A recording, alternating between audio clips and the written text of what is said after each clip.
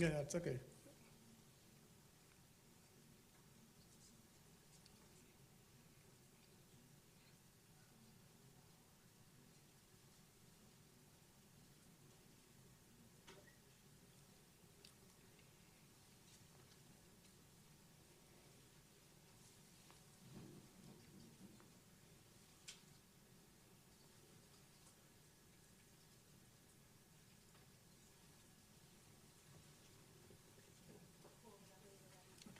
Is Simon? What? Simon. Yeah, you're good. No, the from Oh, he's now. Yes, he's gone. Perfect. That's great.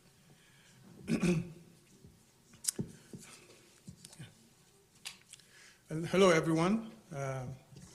Welcome to Brookings. My name is Brahima Kulubali. I'm the Vice President of the Global Economy and Development Program. And it's really given me great pleasure to welcome you all to the launch of this second edition of the USMCA report. And to all of those also online, thanks for joining us. As you know, it's been now 3.5 years since the US, Mexico, and Canada came together to adopt this historic agreement to build a more competitive, inclusive, and sustainable North American economy. It is arguably the most significant trade agreement that any of these partner countries have been engaged in since the WTO was created in 1995.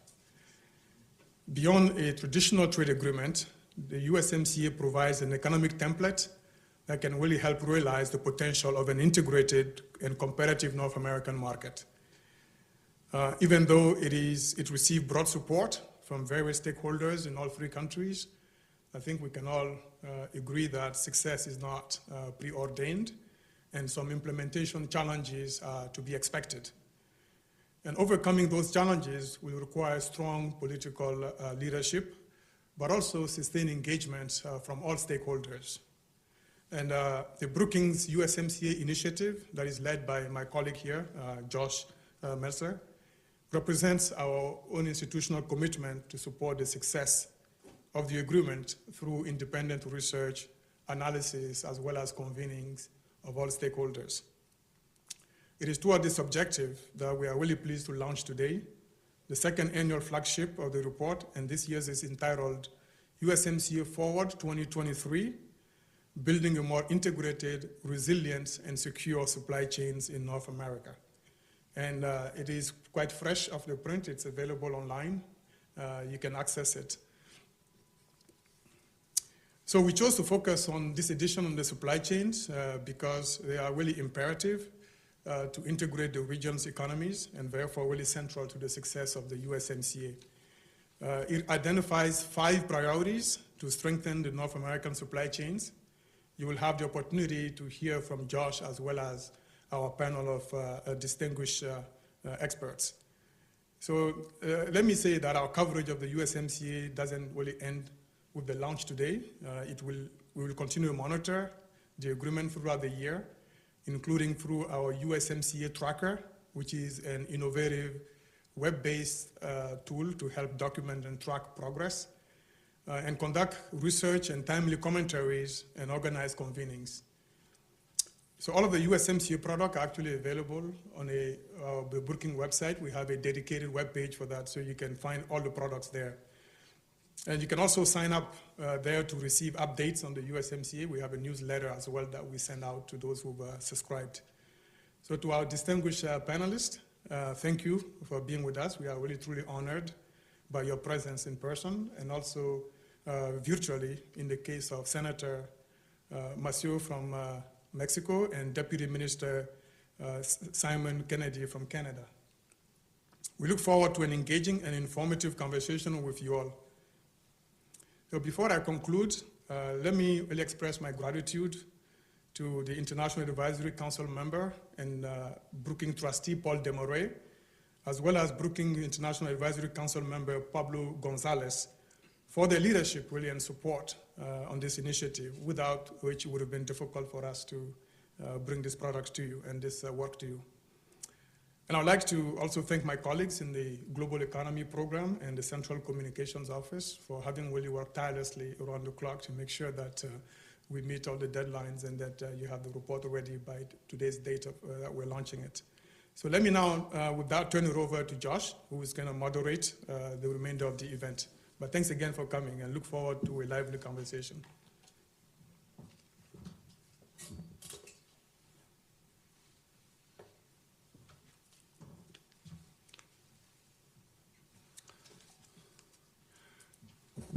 Great. Well, it's certainly my pleasure to welcome you here to this Brookings event today. Just a couple of points of order.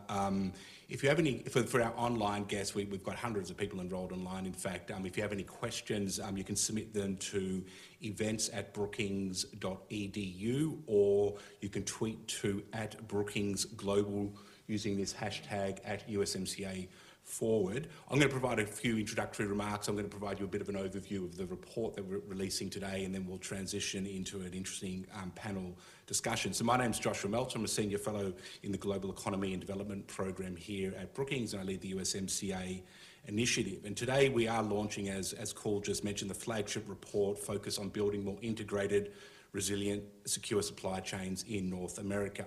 And we're focused on supply chains because it is in many ways central to how North America works together economically and increasingly politically as well. Following our experience with COVID and geopolitical competition with China, supply chains are increasingly understood not only as an opportunity to increase efficiency and integration, but also as a potential source of risk.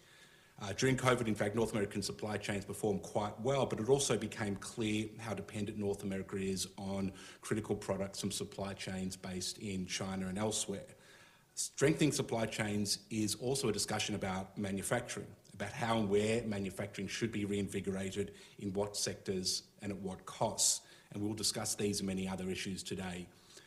But first, what I would like to do is also thank, before I move further, I do want to thank again the team that's kind of behind this event. I want to really, a big thanks to my two research assistants, Diego and Mari Carmen, for really their tireless work on the event, but they've also contributed significantly to the report and to this online platform, which I'm going to get into in a minute. I also want to really extend my thanks to the comms team, the IT team, for all their work, to the other scholars at Brookings who affiliate with the USMCA initiative, and some who have contributed to the report, David Dollar, Santiago Levy, and of course Cole as well.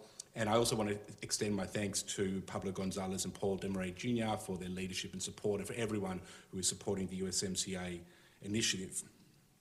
So let me just give you a brief overview before we get to the report of actually what is the USMCA initiative. We started this 2 years ago. Passage of USMCA through the Congress with really overwhelming bipartisan support seemed to us an opportunity to rethink North American economic integration. This is clearly the most important economic relationship, bar none. North America accounts for almost a third of global GDP, 60% larger than the EU. During the first 9 months of 2022, trading goods amongst the three North American countries surpassed $3 million per minute. Canada and Mexico are the top US trading partners, together accounting for more than twice what the US trades with China, and the US is the largest trading partner for both Canada and Mexico. So our aim at the USMCA initiative is to ensure that policymakers have the best data and analysis available to understand the economic and jobs impacts of trade and investment across the three countries. And with that goal in mind, we also try to look a little bit beyond the day-to-day issues in the North American context and try to visualise how together we can produce an even more competitive, sustainable and inclusive North American economic relationship. To that end, we actually have 5 products at the USMCA initiative, and Cole has outlined those. The first, I really want to point out this USMCA tracker. We launched this, in fact, a year ago, and we've spent a considerable amount of time over the last 12 months updating it. One of the updates I do want to draw attention to is you can now find goods data on exports from each North American country to the other North American countries. So we can see here is just a screenshot and an example where you have US exports of $268 billion to goods in Mexico in 2021. You can see that these supported, over 1,167,000 jobs. And if you add Canada into the mix, you get over 2.4 million jobs supported by US exports to Mexico and Canada in 2021. We've also got this data at the state and provincial levels. So here you can see, If you look at Michigan, for instance, almost 46,000 jobs were supported by exports to Mexico in 2021, and if you add in Canada, that goes up to over 107,000 jobs supported by exports from Michigan to exports to Mexico and Canada. This is additional detail you can get where we look at some of the top products, again sticking with Michigan down to the HS4 digit level, and again you can see the jobs and total jobs to Mexico and Canada supported by very specific exports of types of goods as well. We also have very comprehensive data on trade and investment flows at the federal level, at the state and provincial levels as well. We follow all the disputes that are going on in the USMCA context, state to state, investor state, under the rapid response mechanism, and so forth. We cover that comprehensively, and you follow that through the different stages that each dispute goes through. And we also, to the extent possible, cover the meetings, the committee meetings, the high-level meetings, and so forth. So I encourage everyone, to get online, play around with it. The data is downloadable, and so forth. The next thing we have launched as well today is what we call the USMCA scorecard. And this follows implementation of USMCA by all three governments. It tracks not only the formal disputes, as well as laws that may raise USMCA compliance issues, as well as implementation of other USMCA commitments, such as phased-in commitments and committee meetings and so forth. We provide scores for each government that show deviations from full implementation of USMCA, where 0 is full implementation and negative scores are deviations from full compliance. So our current scores are, as you can see at the bottom, -54 for the US, -78 for Mexico, and -21 for Canada. There's a lot of detail that you can get into as you click on the tiles and so forth that provide a lot more detail about how those scores are calculated. The third we provide, which is a newsletter called USMCA Insights. It's a monthly newsletter, so if you're interested at all in USMCA issues or on North American economic relations, you should subscribe. Send an email actually to Diego Mariquin, my research assistant, and you can catch him after the event, and we can put that email online as well. We do a lot of outreach and events, as one can imagine. We are a think tank, and so we host small roundtables, we host large events like this. We certainly try to understand the different views and stakeholder perspectives on North America. They're varied and complex, and so these are some of the ways that we do that. And we also do, as one would expect, research. We're launching this report today, but we do policy briefs, shorter analysis, and so forth. So let me get into the report which we are launching. First, this report features contributions from a range of leaders from government, industry, civil society and academia, some of who are going to be panellists here today. We're very pleased to include these shorter policy-focused viewpoints from Canadian Industry Minister Champagne.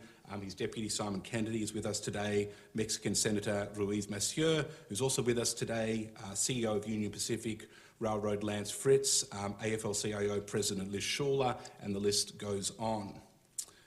We certainly see the Bipartisan Infrastructure Law, the CHIPS and Science Act and the Inflation Reduction Act as seminal pieces of legislation in the US that could realise the goal of strengthening competitiveness, expanding manufacturing and building more resilient North American supply chains. So very much a lot of this report is focused on what additional investments and policies are needed to realise these opportunities. And in fact, many of the contributors to the report make a similar observation. Canadian Minister Champagne says in his contribution that this is really a chance to seize the moment and enhance the overall North American value proposition. Senator Ruiz Massieu makes a very similar point as well.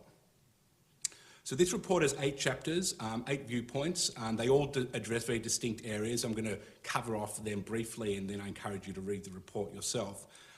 We have a chapter on national security by Bradley Martin from the RAND Corporation. And he makes the point that we need to identify the security risks from supply chain exposure globally, and particularly from China. He identifies in his analysis how USMCA can increase transparency of supply chains and be an example of how economic integration among trusted partners can succeed. David Dollar here at Brookings, a senior fellow, in his chapter just looks at what role for imports from Asia in North American supply chains. He assesses the ongoing importance of China and South and North Asia more broadly in North American supply chains, and makes the point that replacing Chinese manufacturing in Mexico is just not feasible. Just one data point, China produces about 20 times the manufacturing value. This is what products and which supply chains need to be reshored. And in that context, what can Mexico do to be the most attractive destination for growth in investment needed to expand North American supply chains? And this is a common theme in the report of what type of institution building and investment and policies are needed in Mexico to take advantage of this opportunity. And here David Dollar makes the observations that Mexico needs to do quite a bit to improve its investment climate, its infrastructure, its IPR and logistics, to name a few, all areas where where Mexico compares quite poorly to China, but also other peer economies in Asia. And certainly USMCA has a role in making progress on all these issues. Another chapter is written by Sylvia Ortega, who's from the National College of Professional Technical Education of Mexico, and she provides a detailed analysis of Mexico's shortcomings when it comes to education and training. And she outlines ways that USMCA and trilateral cooperation broadly can help Mexico address this skills gap. This includes innovative ideas like dual education programs, and beefing up trilateral discussions with businesses and policymakers around what's going to be needed for supply chains, for instance, in semiconductors. We also have Sylvia as a panellist, and look forward to getting into this in more detail with her. Jade Bradford Jensen from Georgetown writes about the importance of access to business services, such as professional, scientific, management, as key inputs into sophisticated supply chains. Over 50% of the value add of manufacturing comes from the contribution of services value add.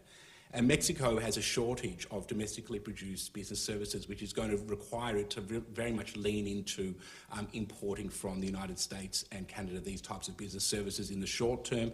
But it also, I think, underscores Sylvia's point in the report about the importance of improving Mexico's educational capacity over the longer term to build an Indigenous business services capacity. Beatrice Lechegui writes about the importance of ensuring that non-tariff measures don't become supply chain barriers. She outlines various efforts to align regulation and mutual recognition amongst the three countries over time. And USMCA, importantly, includes robust new commitments to work together on a regulatory agenda. She certainly underscores that this is going to require high-level political attention. So if one thinks about the transition from combustion engines to EVs, which Brian Kingston, the CEO of Canada Vehicle Manufacturers Association, talks about in the report, we're going to likely need alignment on a range of new standards and technical regulations from mining critical minerals to batteries to final assembly. Dan Suriak analyses the importance of the USMCA digital trade chapter from a supply chain perspective. He outlines key changes in economic paradigms from what he calls an industrial economy to a knowledge-based economy to a data-driven economy to what he now calls a machine knowledge economy characterised by advances in AI that will itself become a form of capital stock with implications for international competitiveness. He certainly sees China as competitive in this new machine knowledge economy space, but really makes the important observation that USMCA provides North America here a very distinct advantage, which is a framework or insurance policy for industry that ensures access to the data and technology needed to succeed in this new machine knowledge economy, which should drive investment into North America and raise the risk of investing in China. And this idea of USMCA is de-risking the investment environment is also a common theme throughout the report. But he also underscores similar points that others make in the report about the need for compliance with USMCA, about the need for skilled workers and other complementary reforms which allow North America to attain its low-risk advantage.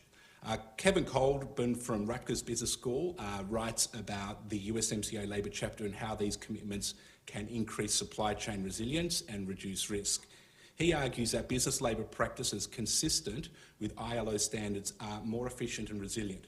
So from this perspective, the USMCA labour chapter and its rapid response mechanism are tools in building more efficient and resilient North American supply chains. And we have Kevin as a panellist with us later today. President of the AFL-CIO, Liz Schuller, also makes the point that resilient, sustainable supply chains must be built on a foundation of respect for internationally recognised workers' rights. And finally, we have a contribution from Alan Burson and Thomas Ewing, who shed additional light on the extent that North American supply chains continue to use inputs that are made with forced labour. They discuss how federated learning can use data consistently with privacy and security standards to map supply chain global participation and raise concerns about goods from forced labour entering North American supply chains from countries such as China and elsewhere. There's a lot more in the report. There's contributions on the importance of energy in the overall mix in terms of North American competitors and so forth. So let me now turn to the panel. If I could invite Ambassador and if you want to come on stage and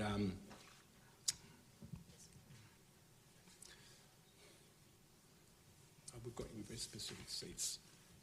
If you want to sit here, if you want to sit here.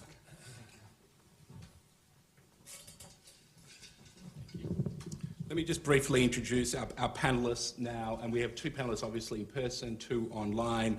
Jayme White, I'm just going to start from closest to me, is the Deputy United States Trade Representative. I think first came to DC to work for his Member of Congress in the House of Representatives, Representative Jim McDermott, who served on the Committee on Ways and Means, which we should all know has jurisdiction over international trade, and has served in the US Senate since 2009, including as the Chief Trade Advisor for the Senate. So Ambassador White has been probably at the centre of most, or if not every, major trade issue over the last 20 years.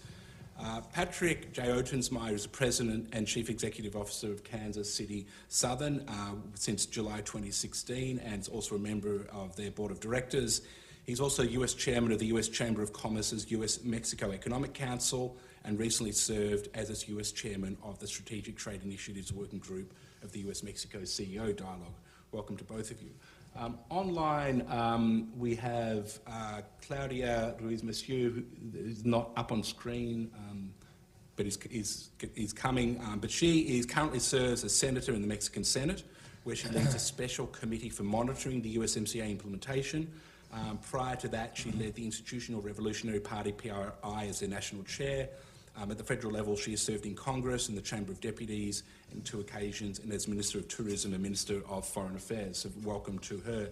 And last but certainly not least is Simon Kennedy, who's Deputy Minister of Innovation, Science and Economic Development in Canada. He's overseen this agency's responses to the global pandemic, working with industry to pivot towards the production of medical supplies and to build up Canadian biomanufacturing capacity, rolling out new programs to aid in business effectiveness in the pandemic. He's had various other senior roles in the Canadian Public Service, including as the Prime Minister's personal representative or Sherpa to the G20 from 2012 to 24. So welcome, Simon.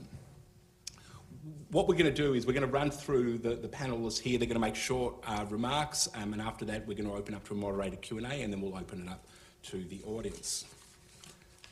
Ambassador, over to you. Well, thank you. As a product of the Senate, I will try not to filibuster here, but I have so much to say. Basically, USMCA is innovative. As you mentioned, it was extremely bipartisan. We had labor, business, and others that supported USMCA. And I would say there are a couple of novel things in USMCA. Well, a few. Bipartisan, a focus on workers, and a novel mechanism to protect workers in Mexico and in the US with the rapid response mechanism. The prohibition on imports of forced labor, which is derived from US law. And we just saw 2 weeks ago-ish, Mexico put out its final regulation on that prohibition. So we have a North American recording in progress prohibition on forced labor, which is really important. We actually have real dispute settlement in USMCA, which we did not have in NAFTA, and that was an achievement. But also there's a real focus in USMCA on workforce development. We have an SME chapter, for example, and we've held some working sessions on that. In Texas a while back, it's a focus of of our work. I was in San Diego for a deputies meeting where we talked about this. And the point of the chapter on SMEs and workforce development is not that we sit down and talk about SMEs, but that we stand up for them, because they are the engine. Small businesses are the engines of our economies. But also what's baked into USMCA is, and it's part of the rapid response mechanism, is its cooperation. We don't just, the thought was we don't just write rules and negotiate rules and trade agreements to just have the rules. We have to bake in cooperation. And you've seen that with the rapid response mechanism and other instances too. So it's a relationship. We talk about trading partners. We have to be a partner, and there are partners, and that requires resolving issues and working forward. But beyond that, I want to, so there's USMCA and the values embodied in it, but also over the last couple of years, there are things that we've done domestically, and this speaks to supply chains and durability and lessons learned. We had the bipartisan infrastructure bill that was signed into law, and infrastructure is key to jobs, but it's also key to trade. You've got to get your product from the farm, from the factory to a port. And if you've got an infrastructure problem or a delay, that you can't overcome those delays with just a reduction in tariffs. So that is key, and that was bipartisan, and it fits along with how bipartisan the USMCA was. Same thing with CHIPS and the CHIPS and Science Act. Bipartisan, and it's a reflection of, partly a reflection of the experience that we've had over the last few years, where we realized if you can't get chips, you can't get cars, et cetera. We have to win the race for the future. And then we have the Inflation Reduction Act, which is the biggest investment in fighting climate change and fighting for future jobs than we've ever had. And I think that if you combined USMCA with infrastructure, CHIPS and Science, the Inflation Reduction Act, really it's a theme about how we move forward together in North America, but how we're all moving forward, because that is the underlying goal. Thanks. Great, thank you.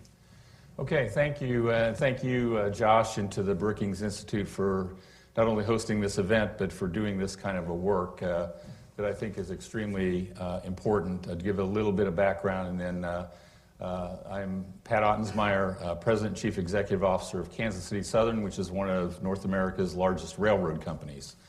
Our railroad, Kansas City Southern, today operates between the U.S. and Mexico, roughly a 7,000-mile network, 50% of which is in Mexico.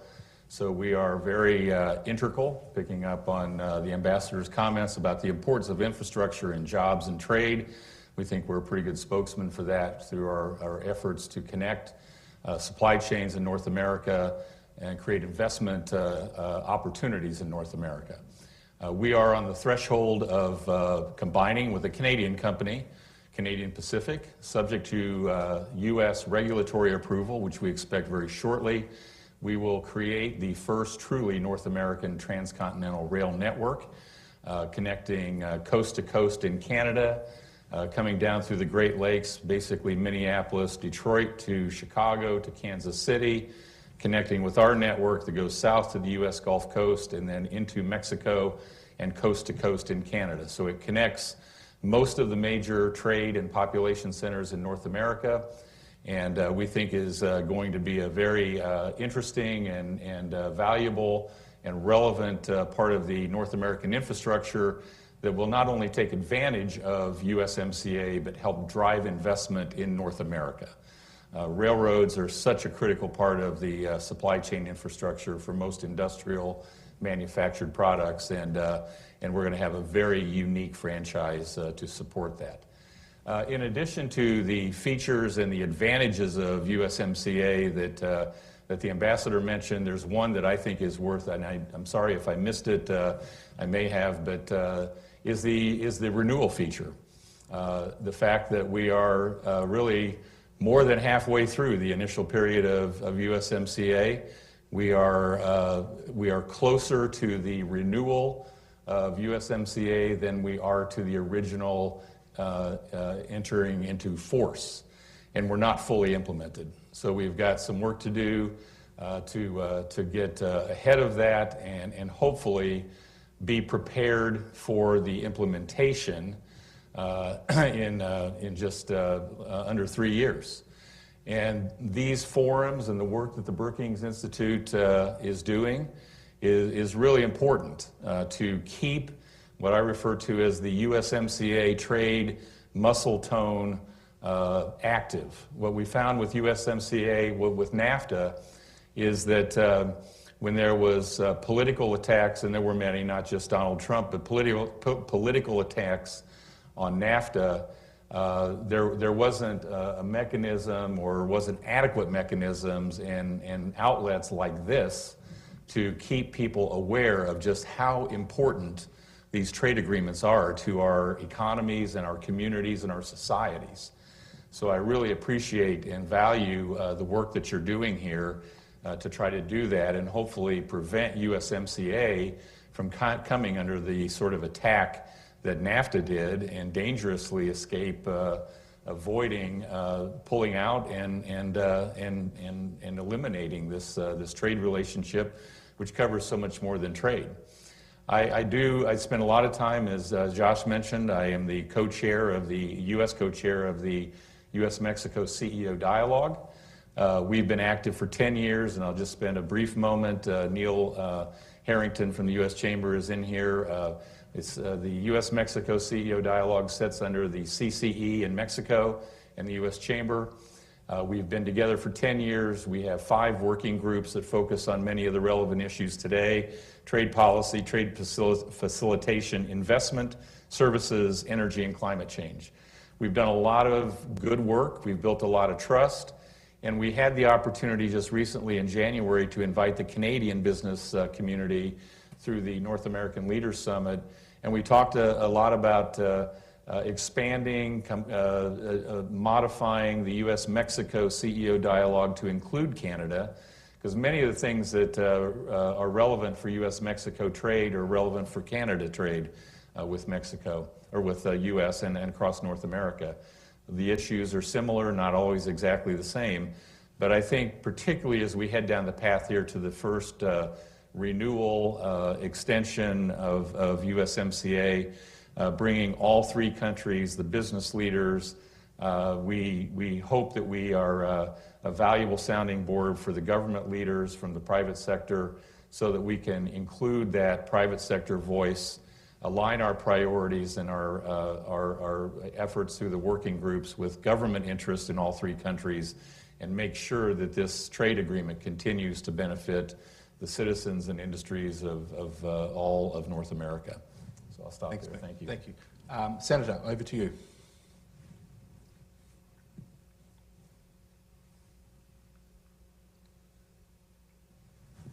Sorry, technological issues. Well, good afternoon to all of you. It is a pleasure to greet you from the Mexican Senate. I hope you're all feeling well.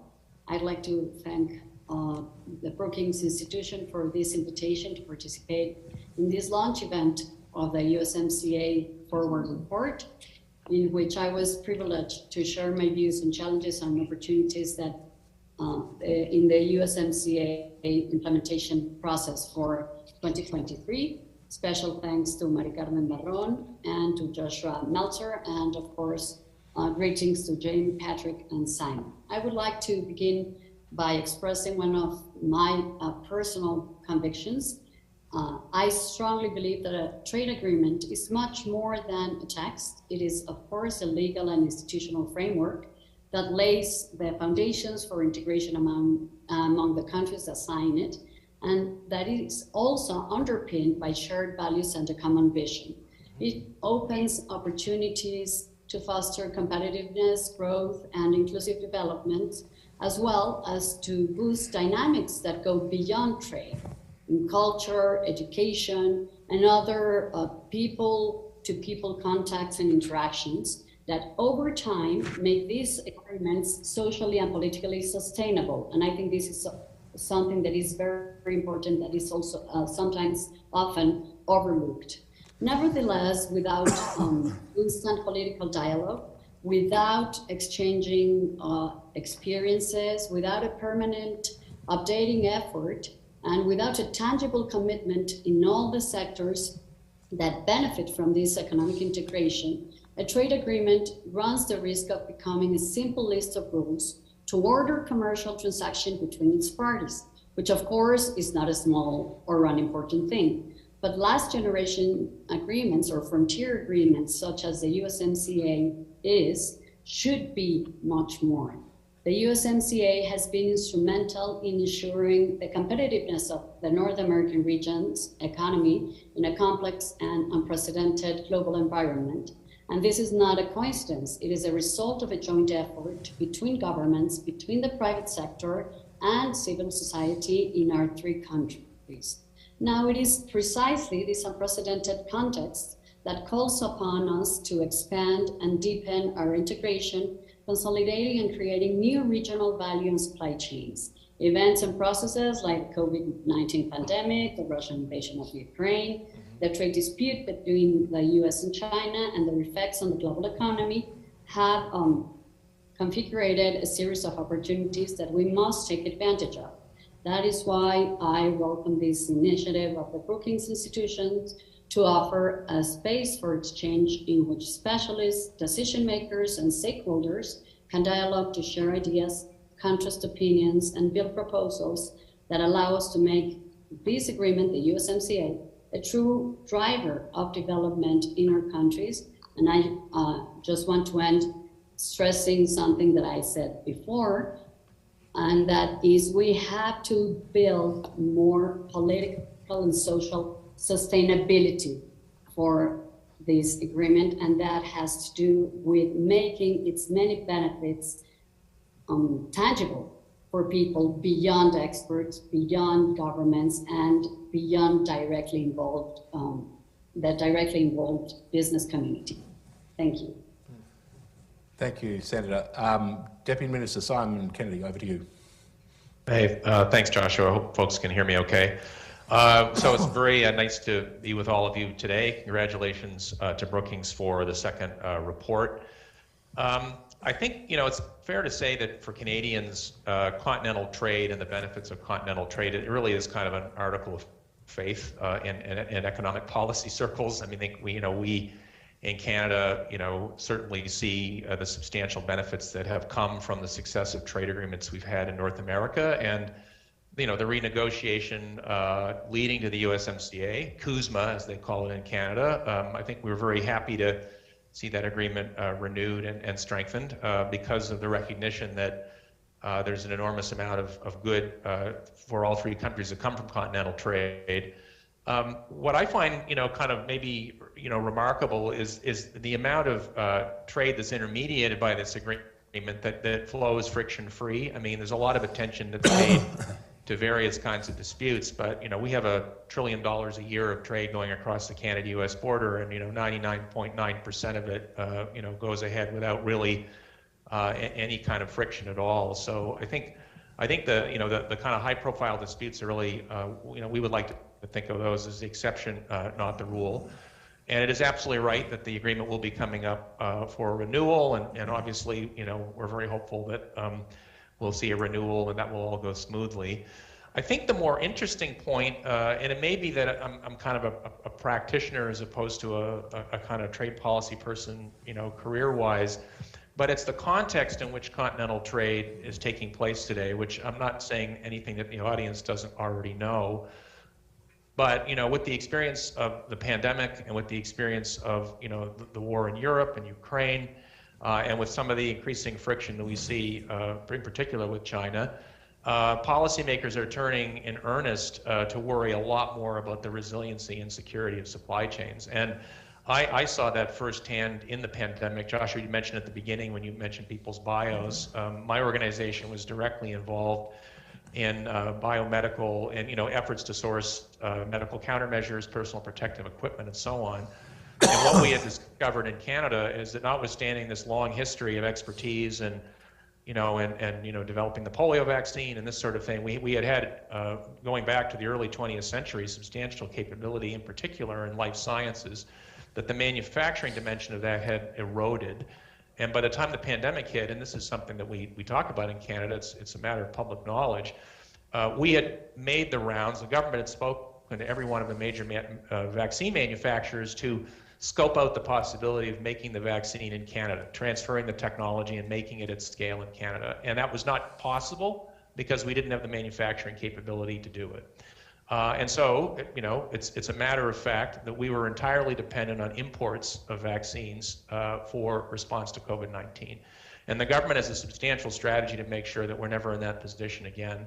But I think the visceral experience of the pandemic really brought home this issue of supply chain security and resiliency, and that's just been amped up by all the other events. And that plays out obviously not just in life sciences, but it plays out in critical minerals and electric vehicle batteries and semiconductors and a whole range of other areas.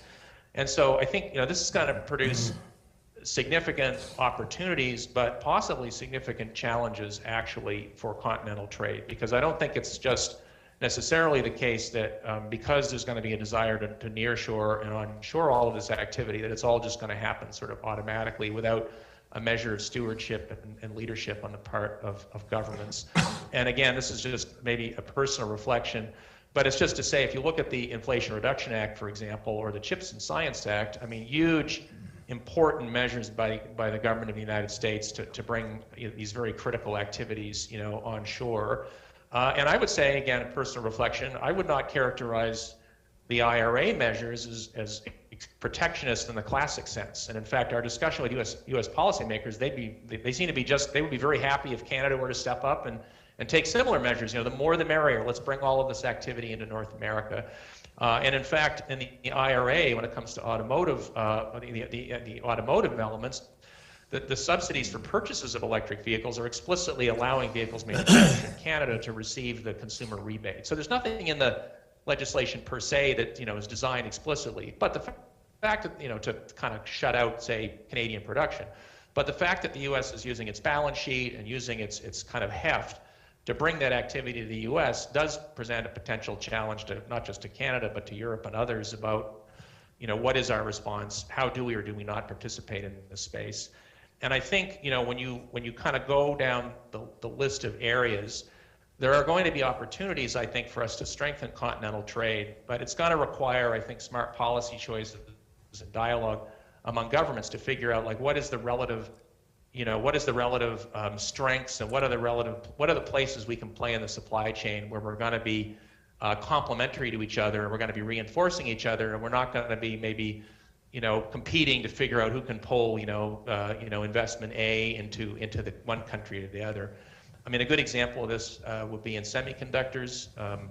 The U.S. has put a huge priority on semiconductors. Canada actually has niche specialty areas of expertise in design, in compound photonic semiconductors, packaging. IBM's largest continental packaging facility for semiconductors happens to be in Canada. So there are going to be opportunities for complementarity, but I do think it's going to require policymakers to discuss how do we work together to kind of build these new supply chains, because I'm not sure it'll entirely kind of happen or shake out on its own. And all of the things in USMCA and all this, you talked at the beginning, increasingly it isn't about tariffs, it's going to be about standards and regulations, it's going to be about skilled professionals and labor mobility, it's going to be about border rules and all of the issues around, kind of friction at the border that are going to help to dictate whether these continental supply chains actually are competitive and can function appropriately. So I think that will be an area maybe worth talking about. So thanks for the chance to participate and looking forward to the conversation. Thanks, Simon. There's a lot there, and I want to thank all the panelists for their introductory remarks. And I might just actually pick up on some of the almost questions you've posed in your response, Simon, to the other panelists, which is to build a little bit more on what the Inflation Reduction Act. I mean, there's almost, I think, $400 billion there on the Chips and Science Act, which is another $50 billion of support for semiconductors, and the infrastructure bills. Obviously, the bipartisan infrastructure law is very important as well. But you know, it'd be interesting to go through the panelists. How do they see these developments? I mean, we really do think these are game changers in many respects. What are the opportunities from your perspectives? What are the challenges? What more is needed to really maximise and realise these opportunities when we think about resilient and secure supply chains in North America? Ambassador, do you want to start with that? It's a long conversation, potentially. I want to pick up where the remarks of the senator, where she talked about sustainability and what it means to have a sustainable trade policy. And for me, and I think for the Biden-Harris administration, it's about, if you want a sustainable trade policy, it's about jobs, families, communities. But also, like the CHIPS Act, the infrastructure bill, same thing. That's about jobs. And the measure of the broadest measure of an economy or a trade policy is how many jobs are supported. What's the employment rate? How are families doing in terms of wages? Can they organize and collectively bargain? So I think that part of USMCA, well, USMCA helps with that, but I want to stress, these other laws that the Biden administration has fought for and achieved also fits into the rubric of sustaining jobs and promoting jobs and promoting our future. Okay, thank you. Pat? Yeah, the comment that Simon made about complementarity is, I think, really key. If we could really find a way to get all three countries to come together to identify, take any supply chain, EVs might be the best example as we look forward. What do each of the three countries bring? You know, and I've been trying to really understand, is it even possible for North America to truly become self-sufficient for EVs, given the future opportunity there? Do we have all of the ingredients to, in theory, create a sustainable North American supply chain for EVs that will meet the demand of not just North America, but the rest of the world? So if we could really focus on getting those three countries to understand that and align policies to address what each three country brings to the table, I think that would be an incredibly good starting point to make the most of this trade agreement. Senator? Thank you. Well, I fully agree on the need to make regional supply chains more resilient and secure, since, of course, the future of North America is one of the most productive and competitive regions depends on it. But I'd like to pick up on these last comments regarding complementarities and the fact that Simon says that this is not something that's going to happen on its own as if by magic. We do have to do things. Governments have to do things. Governments have to implement public policies that can really make this happen. For example, and I'm talking about from the Mexican perspective, of course.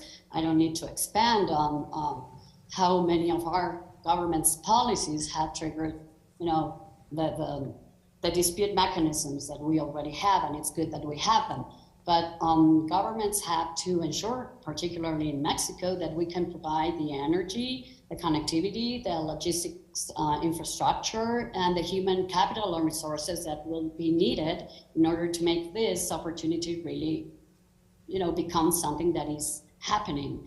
And it's not going to happen if we do not have more intense and truthful political dialogues, and also an ongoing dialogue between the business communities in the three countries, also with the education community and academic community, because we need sometimes in some of these supply chains, we are going to have to expand the ecosystems that we already have, but we're also going to need to build new ecosystems, and that takes a lot of time, and that takes a lot of shared vision, and again, sustained political will to streamline processes in the same direction, to harmonize procedures in the three countries.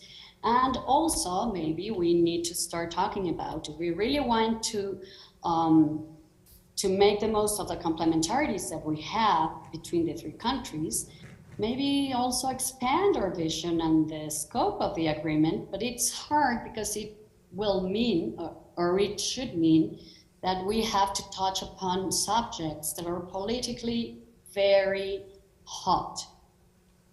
Labor mobility, you have to talk about visas, wages.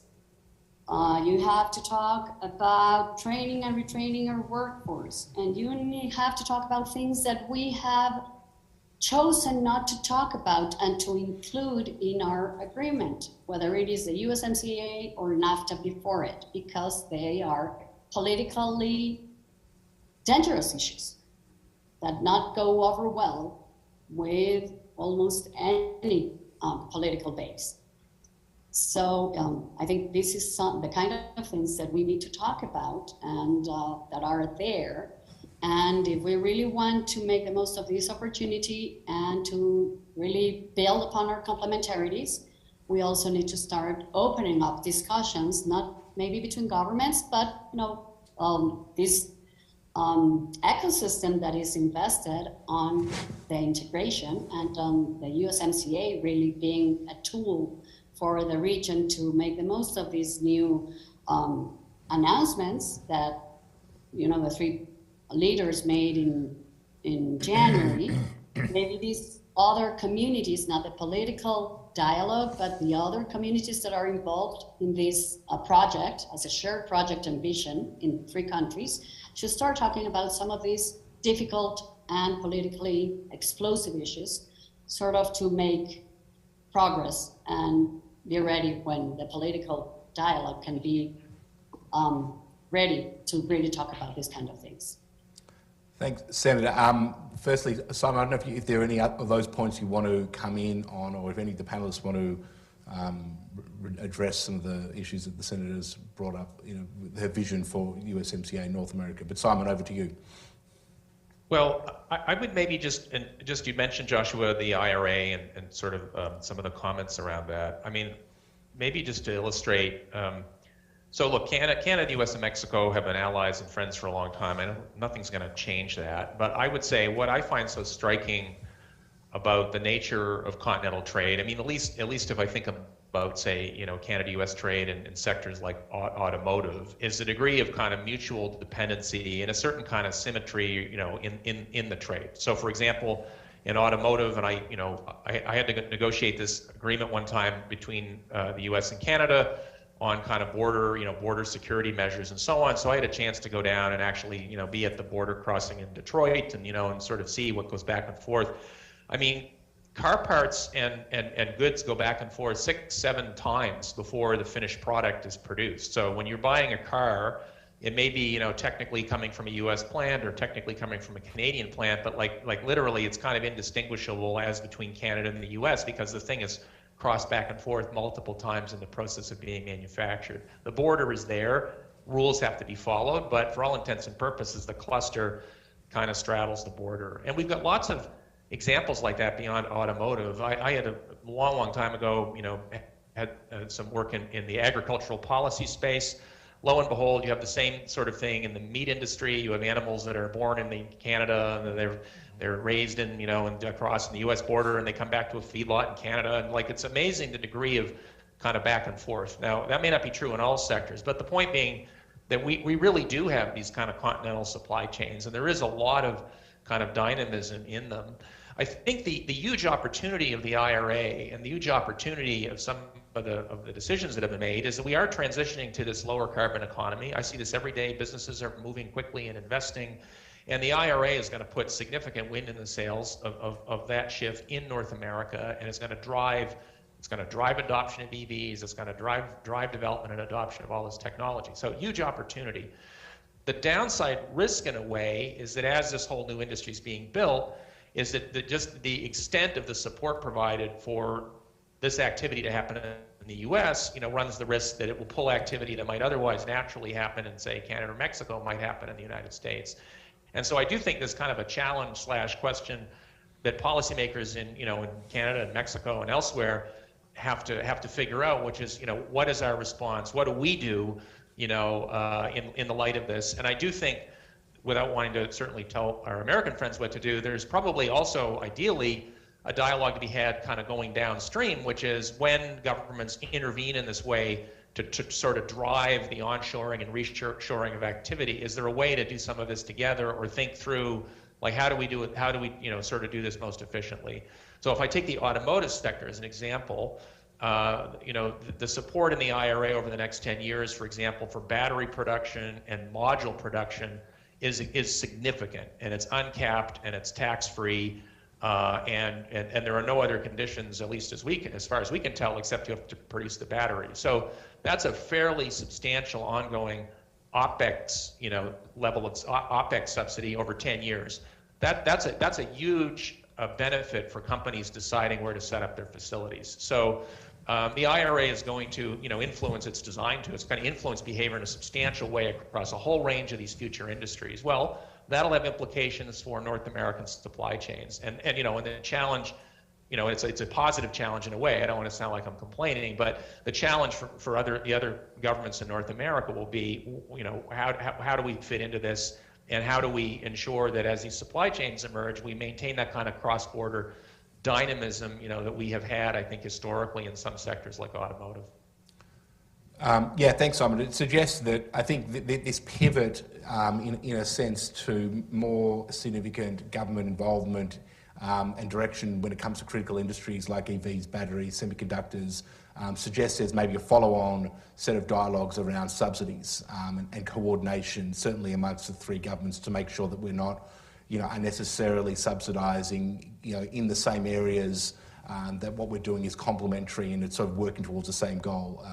And so that might be additional kind of work that needs to happen in the trilateral sort of continental context, and probably amongst allies and partners as well. We could even broaden this out to, other key trading partners who are going to be, looking at what happens here very closely, and looking at what they're doing as well.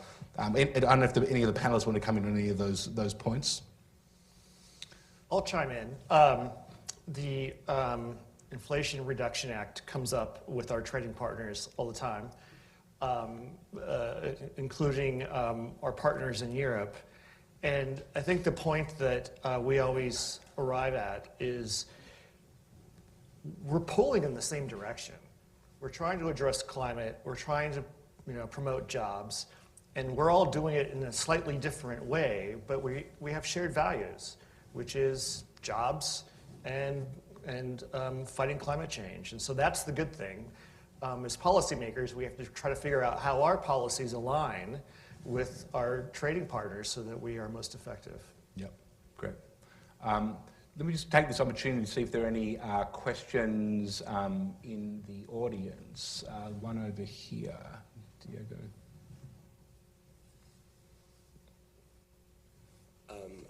Hi, Francisco Alvarez from Georgetown University. It was brought up what each country brings to the table. Mexico, in this case, I would say brings a young, technically skilled, in many cases bilingual workforce.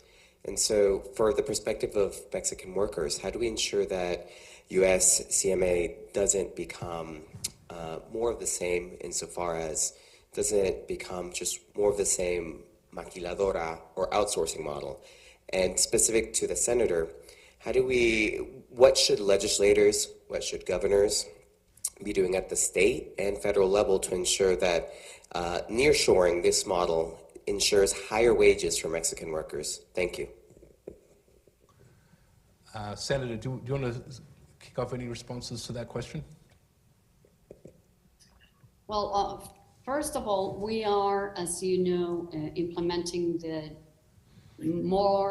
most ambitious labor reform that we've had in decades. And it has to do with USMCA and the requirements we needed to make, to make this agreement possible and to really make our partners trust that Mexico is bringing to the table, the similar values and similar standards with regards to the labor unions and rights and the workforce. I think we have moved on from the maquiladora model. It does not mean that there are not maquiladoras anymore, but it means that over these past 30 years, we have changed in what we think we can bring to the table. We know we can bring to the table of the North American integration process. And we do have a highly skilled and trained workforce. I recently came from a visit to Querétaro, which of course is part of the Bahia region and one of the states that has really invested on for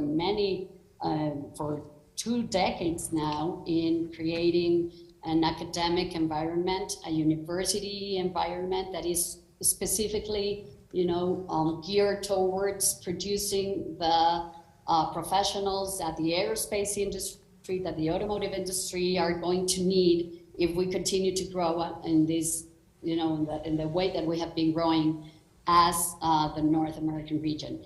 And this has to be replicated in other states. But again, I think we have to assimilate that USMCA, of course, needs national governments, but can really have and find great allies in local governments that oftentimes, in Mexico at least, make more and are able to do different things and go beyond what the national government is doing or thinking about doing, and partnering with not only the business community and investors, specifically to develop, for example, technical universities that are going to absorb into their companies these new professionals, but also partnering with universities themselves to make the most of this agreement. So we have moved forward from the maquiladora model, but I think we need to do more. In the special committee that I chair in the Senate that has to do with the implementation process to over the oversight of the implementation process in Mexico of the USMCA provisions, we are really working side by side with the business community, of course, with the federal government, but very specifically with the local governments, because we know that they are very, because of their proximity to what's really happening, they are the ones that are willing to take more risks and invest with a much more broader vision and long-term view than probably the federal government is. Thanks, Senator.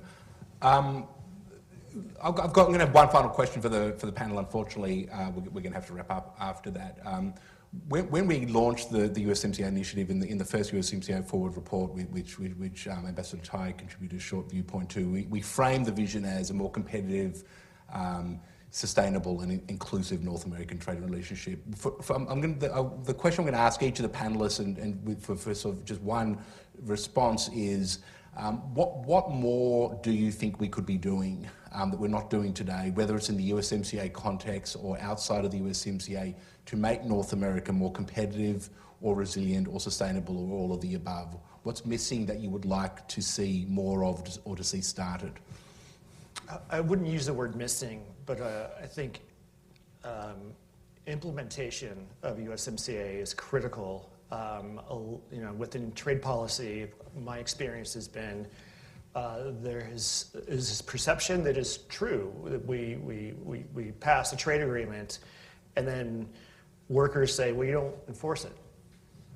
You've made all these promises, on energy, on labor, on environment, and here we still have the same problems. So among trading partners, we're always going to have some disputes. It's like I said, it's a partnership that we have to work on. But I think credibility is on the line with USMCA enforcement. And so we just have to keep at it. And enforcement is cooperative. Sometimes we have to go to a dispute settlement panel. That's par for the course, but we have to put the work in, especially because USMCA is the foundation of the North American trading partnership, and we have to make sure that USMCA lives up to the promises and lives up to the text on the page, and that takes work, and it takes cooperation with our trading partners and cooperation with Congress too, so and stakeholders. So that's my answer. Thanks, Ambassador. Pat. You invited an opportunity for a very selfish answer. I will say invite more private sector participation with the governments of the three countries. And I saw it firsthand, and Neil, you were there, some others.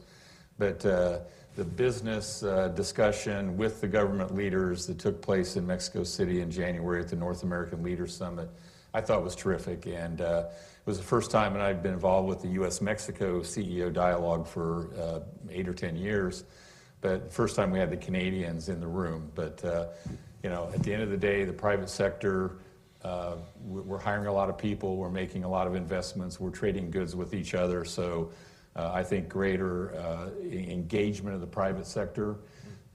We are trying to find ways to be helpful to align our activities and our investment and our practices with government policy, and we just would like to see more of that.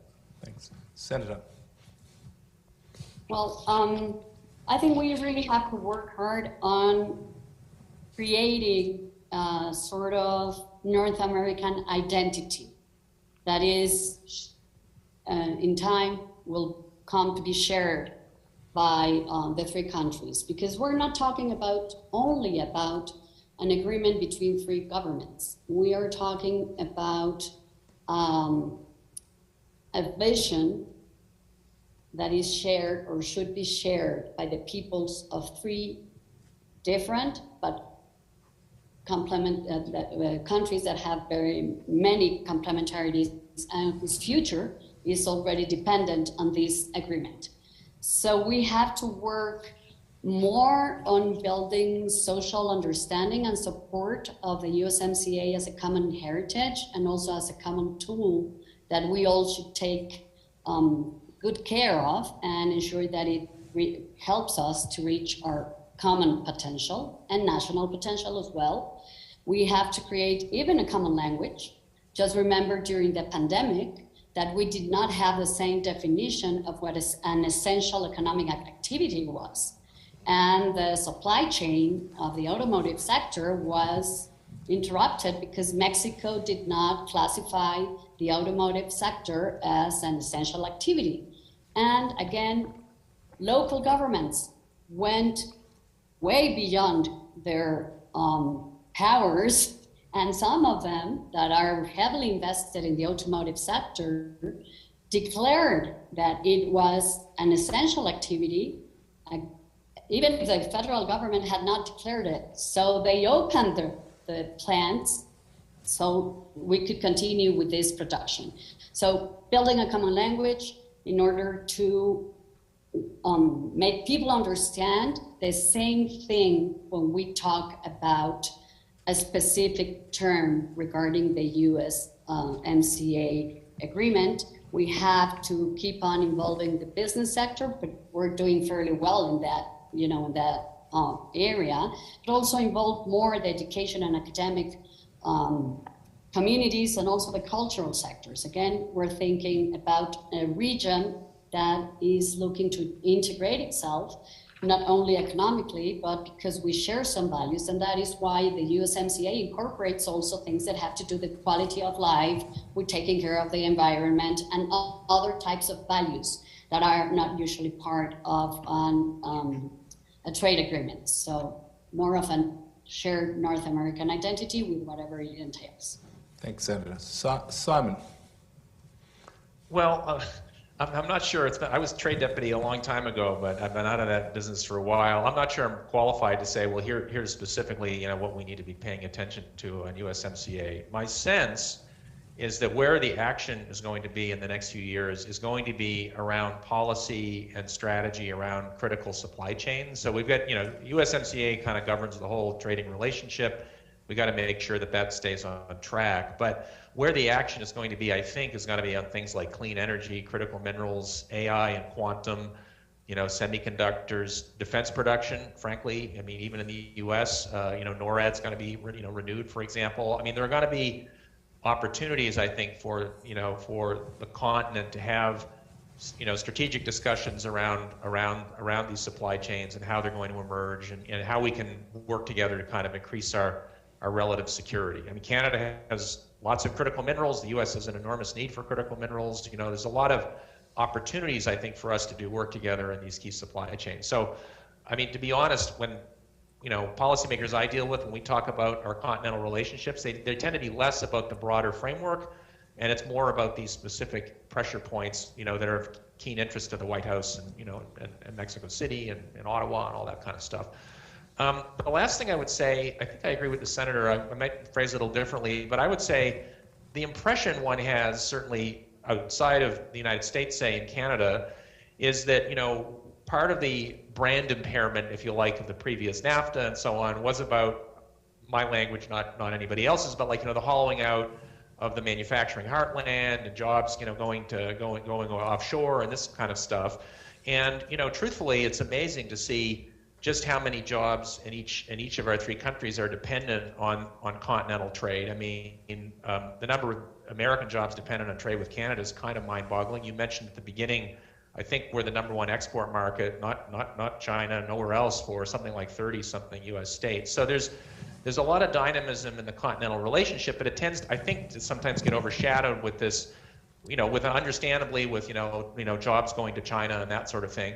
Well, with onshoring and reshoring and with the building of these new supply chains, there's going to be a manufacturing renaissance. There's going to be an opportunity to build entirely new industries. And so I do think there may be an opportunity to tell a different storyline about the future trading relationship and our work together. And that isn't to minimize the concerns that citizens have about losing their job to another jurisdiction, but it's just to say maybe there's an opportunity for the future of continental trade and the future of USMCA to maybe tell a slightly different story as some of these new supply chains and new opportunities emerge, which will allow us to do a bit of a reset. Because I think when a lot of people, it's less true in Canada, I think, but when they hear kind of free trade, I'm not sure they're hearing that that's a good thing. So maybe I'll end on that. No, that's a great note to end on. I mean, we're very much about, the vision for North America and the opportunity that USMCA provides, I think, to talk about that in a way which is a lot more constructive and positive than it has been in the past. So we've got the vision and compliance is essential, and stakeholder engagement, absolutely crucial part of that as well. So let me thank the panel for a very rich and informative discussion and for your time, and thank you very much. And we'll then, if you want to stay around, we'll transition to the next panel. Thank you very much. Thank you.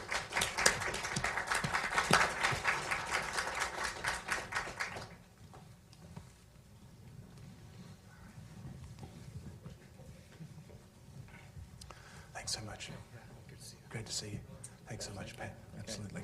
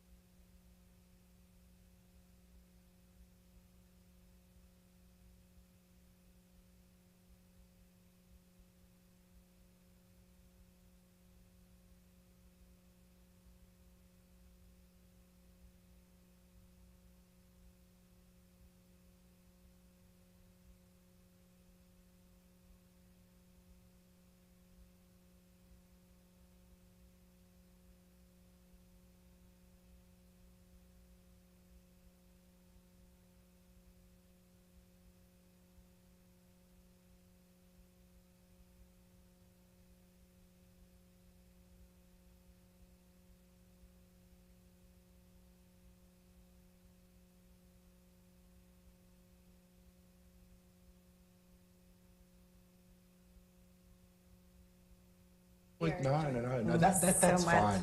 No, you guys are always... Good to see you guys. See you too. And thank you, sir.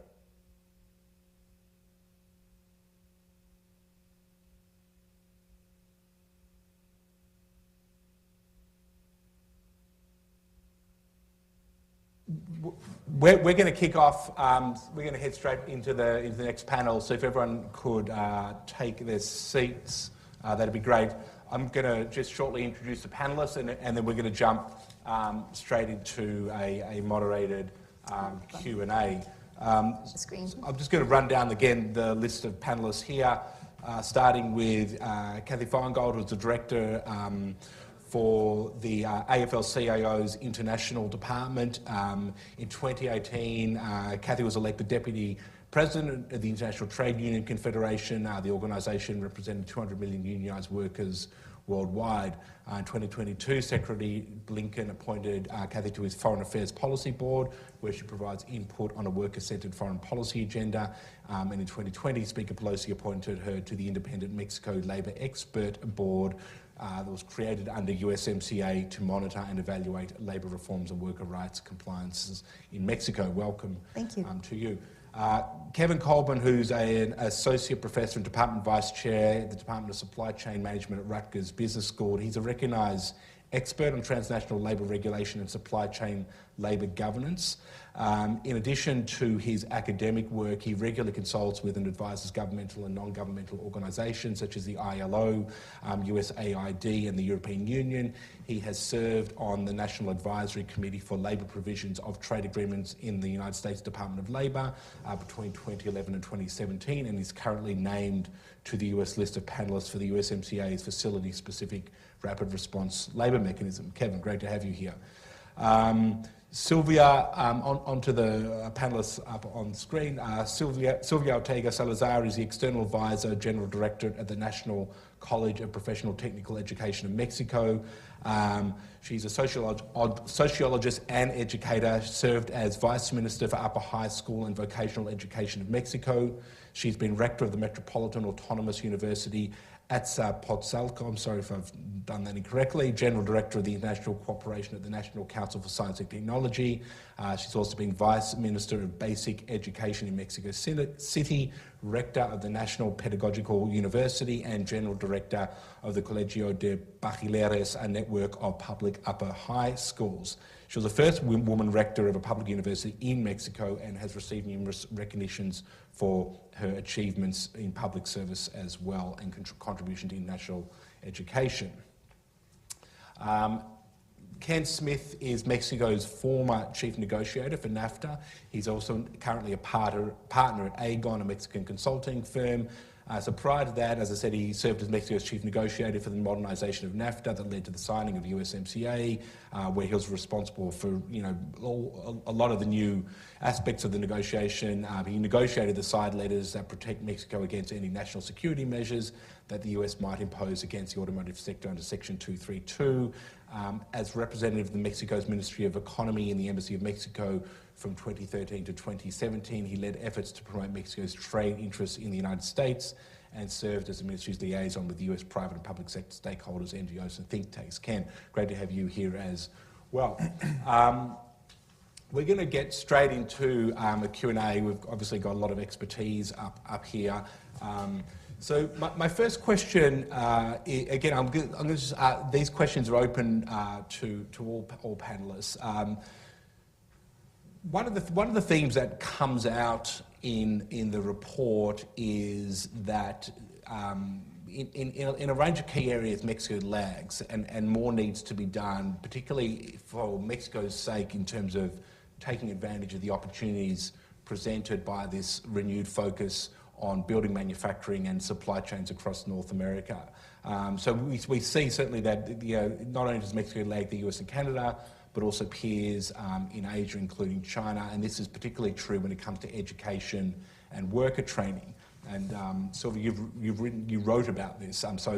Manufacturing is, as we know, increasingly complex, requires skilled labour, and integrating Mexico into the new supply chains around electric vehicles, batteries and semiconductors will clearly require a skilled workforce. So my question is, what are the challenges here for Mexico in developing the workforce needed to grow its manufacturing base and to contribute and participate in these new North American supply chains? And how can Mexico, the US and Canada work together to increase access to worker training, apprenticeship and vocational education? So let me ask you that question. If you want to respond maybe to that question first and then open it up to any of the other panellists who may want to come in on that as well. Thank you. Sure. Let me just take a minute to thank you all and the Brookings for organizing these very important dialogues and your persistence in making us more aware of the impacts and the kind of opportunities that the USMCA brings to our region and to our daily lives as well. As you say, there are many aspects of the educational system that need to be revamped and reformed to have the kind of human capital development that is critical to not only the building of resilient supply chains, but also to the integration of people into the supply chains. We're very much aware of the limitations of the education that we have provided the young children and young adults in the country. However, I think the question, simply put, is whether we have the capacity to educate our young with the skills and abilities needed for manufacturing and other sectors of the economy, and whether it is feasible to simultaneously include out-of-school children and all the young adults in flexible educational options that may give opportunity of lifelong learning trajectory. Those two things need to be done, and as with other aspects of the USMCA, as we have seen in the other panel, the answer is yes, of course, it can be done, it should be done. And I'm very optimistic that we can work at a relatively good rhythm to achieve these changes that we need to see. It is also important to say that there's a lot of room to cooperation as a catalyzer within a regional conceptual framework, a multi-sectorial approach, and serious, systematic, and informed dialogues like this. I will take some of what Senator Ruiz Massieu said. We need a focus on micro-regions and local actors and businesses with plans to relocate. We also need to make available all sorts of models of good quality education to those who have been traditionally excluded and which are the majority of the young and young adults. And not only they have been excluded from education, but from decent work. At the same time, and I should end my comment there, the successful expansion that we have in particularly access to college-level studies in the country is a platform to build on, and especially looking at the ample supply of good professionals in the field of engineering. As I note in the report, there are about 140,000 graduates in the different fields of engineering that are very relevant to the purpose of strengthening the labor force. We need more partnerships and alliances by region and by sector of the economy. It will not be business as usual, of course. We need more from industry, and we need more from the education sector as well as government. Investing in people and training is what it is all about at the end. And as it has already been noted, it is about job creation, employment opportunities, and about families and the environment. Thank you. Thank you. Do any of the other panelists? Cathy.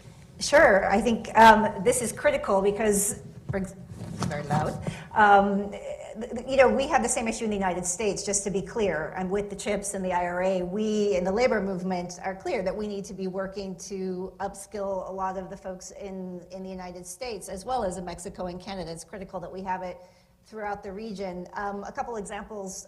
Most people don't know the labor movement and the military are the two largest trainers in the country. Apprenticeship programs are critical because you can continually have workers getting the latest skills training, right? We don't really, in the United States, it's very clunky if you want to continue to learn. For example, in the labor movement, we're working on offshore wind. I mean, how do you take a worker who's been trained on, you know, one set of energy to a renewable energy? So I think apprenticeship programs are going to be key. We need to expand them. Regionally would be critical. I think there's a really interesting opportunity in our construction unions. Many of them are from Central America, the leadership. Spanish speakers, so we have opportunities even to do exchanges on what are best practices around apprenticeship programs. In the United States, we don't have a floor under workers who lose their jobs and need new skills. We need the TAA to be reauthorized. The fact that trade adjustment assistance is fought over in our country sends a message to workers that we don't really care when you lose your job, that we're not going to really dedicate and invest in you. So we need to change that kind of debate in our country. We absolutely need policies that are going to put a floor under workers, retrain them, get them ready for all of these new jobs.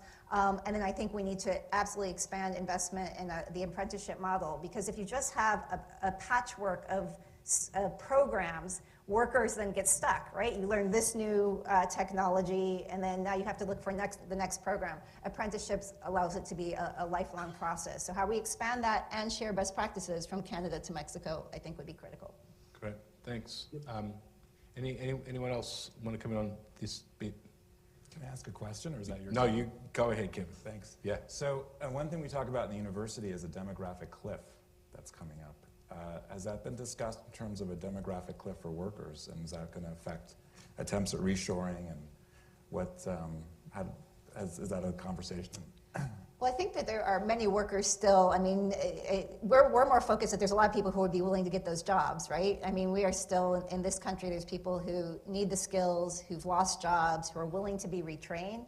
So I think before we talk about the cliff, we want to talk about getting those people back to work who are already willing to do that. But I think the fact that we could have a regional approach, a regional focus on getting some of this done is going to be critical. Great. I might circle back to this at the end. I do want to actually ask all panelists. I'll just give you a heads up. A similar question I asked all the panelists at the end of the last session, which is one thing that we are missing or could be doing more of when you think about building more competitive, resilient, and inclusive North American trading relationships. So we'll come back to them, and you've already touched on some of that, Cathy, but just to keep that in mind. I do want to just sort of keep picking up on this sort of labour training piece to look more specifically at what really has been a key development in USMCA compared to NAFTA, which is the enforceability of the environment and labour chapters and the innovative rapid response mechanism in the labour chapter that allows for cases of labour violation to be brought against facilities in Mexico and sanctions applied for non-compliance. There's also the commitment that the ambassador mentioned to ban imports of goods using forced labour. One of the data points in the report that comes out is that we still have goods from forced labour entering North American supply chains. This is inconsistent with USMCA. It's at odds with the Uyghur Forced Labour Prevention Act as well. But I think these developments also broadly sort of highlight this growing focus in North America, certainly on compliance with international labour standards and human rights in manufacturing and supply chains. So my question is, what are the implications of these USMCA labour commitments for North America, for Mexico as well in particular, and when it comes, what does it mean when we think about it from a perspective of building more integrated, secure and resilient supply chains? Cathy, I might turn to you first, and Kevin, I'll turn to you after that. Sure, thanks so much. I would say even beyond compliance, it's about the guardrails that we wanted to build out for both the region and the global economy. You see the EU is also discussing similar guardrails around forced labor, transparency, due diligence. So it's really our region and the global economy that we want to build because these supply chains are very integrated. You know, the USMCA was the first trade agreement that the AFL-CIO actually supported in about 2 decades. And so, you know, we fought hard. It was a really interesting political moment to work on this, but we felt, for people that don't remember what NAFTA had, it had side agreements. And I've worked on trade policy for many, many years, bringing cases against the other trade agreements that we have. And what we learned after one infamous case on Guatemala that took 8 years for us not to win over worker rights is that unless you had something enforceable, binding, and timely. And the timely thing was really critical because we learned from Guatemala that was a case that got drawn out for 8 years, is by the time you've gone 8 years, what have happened to workers who've been killed, who've had, been fired for trying to organize a union? They are long gone. There is no justice. And so the new tool that was built, I think, really is in line with what you're seeing is this major shift, the Uyghur Forced Labor Prevention Act, what's happening in the EU, which is to say, first we're going to have dialogue, and then we need something that's more powerful. Some call it a hammer. I would say, the hammer is what you get to at the end when there hasn't been compliance. And so USMCA is really designed to deal with egregious worker rights violations around the right to organize a union and collective bargaining in specific workplaces. And about 6 cases have been brought under the rapid response mechanism, and it's actually worked. It's taken a couple months to resolve the cases. You see independent worker organizing for folks not familiar with labor. The traditional model in Mexico is something called a protection contract union. A company comes in and says, let me sign a piece of paper, take care of this for me. The workers never even know what's in the contract. If it is a contract, it's usually just on par with labor law. And so workers aren't able to gain, as the company was profiting, they can't gain that profit. And that is really what the problem was with NAFTA. If wages couldn't be increased in Mexico, you couldn't raise them in the supply chains here in the United States and Canada. So I think it's really critical that we have this model. One thing I do want to point, maybe we'll get to the last question a little bit, already wrapping into that, is that we have some gaps in this. We do have the forced labor gap, as you said. We still have China, products coming from the Uyghur region of China coming in. But we also have companies from other countries making massive investments in Mexico who really haven't been playing by the same rules around the rapid response mechanism. So from Asian countries that are making massive investments, European countries, I've had to have a lot of conversations about what our expectations are. So that continues to be a challenge we have. Foreign investors not understanding that when they're also investing in Mexico, the expectation is they will support, as employers in Mexico, the right for workers to freely organize a union, the right for workers to bargain collectively, and to really be able to have democracy in their workplace. And the last point I would say about something that I don't think got sort of emphasized in the last panel is the IRA and these trade models are really about supporting democratic values. We see what happens when workers feel like trade policies or economic and social policies don't deliver for them. They vote in ways that are usually, for many of us, not seen as positive, because they say, why should I believe in democratic institutions if I'm working full time, I still can't feed my family, the education system doesn't provide the skills training I need, I'm not going to vote. I either won't vote or I won't vote in a way that really reflects my best interest. So I just want to make that link, because it's democracy in the workplace we're trying to build out, workers having a voice in their workplace, health and safety issues, bargaining, democracy in their country, and it goes for the same in the US and Canada. Thanks. Kevin, you wrote the chapter for the report on the link between the labour commitments and the rapid response mechanism supply chain. So I mean, leading off of Cathy, building off of Cathy was saying, I think it was a great opportunity to start thinking about these issues in a different frame, which was, why do we have trade and labor provisions at all? I've never heard anyone try to make an argument that we need such institutions for the sake of supply chain resiliency. And so I think it would be it would build the case for including trade and labor provisions and having stronger ones or shaping them in certain ways if we could make a resiliency argument. I think traditionally the way that we've thought about trade and labor provisions is much in line of how Cathy's been talking about it. It could be, if you want to put it in a negative sense, we think about it somewhat protectionist, right? Protecting jobs at home. Now, the AFL doesn't think about that as negative, but certainly for free trade policy people, that's generally considered to be a negative, right? We might think about it in terms of, in a similar way, the way the AFL often talks about it, which is unfair competition. But there are also other ways you might think about it. I mean, now I think protectionism is taking maybe a more positive view, where now we're talking about it more in terms of industrial policy. We can think about positive ways in which it is a way to respond to communities that are breaking up, instability. But also it's a way to promote free trade, in the sense that if you want to have sustainability, as we talked about in the last panel, you need to have support, democratic support, for trade liberalization. And as Cathy said, this is the first time the AFL's ever supported a free trade agreement, and that's because these trade and labor provisions were built up and made stronger in a way that was satisfactory to the AFL and its constituencies. And so, lo and behold, more support for free trade.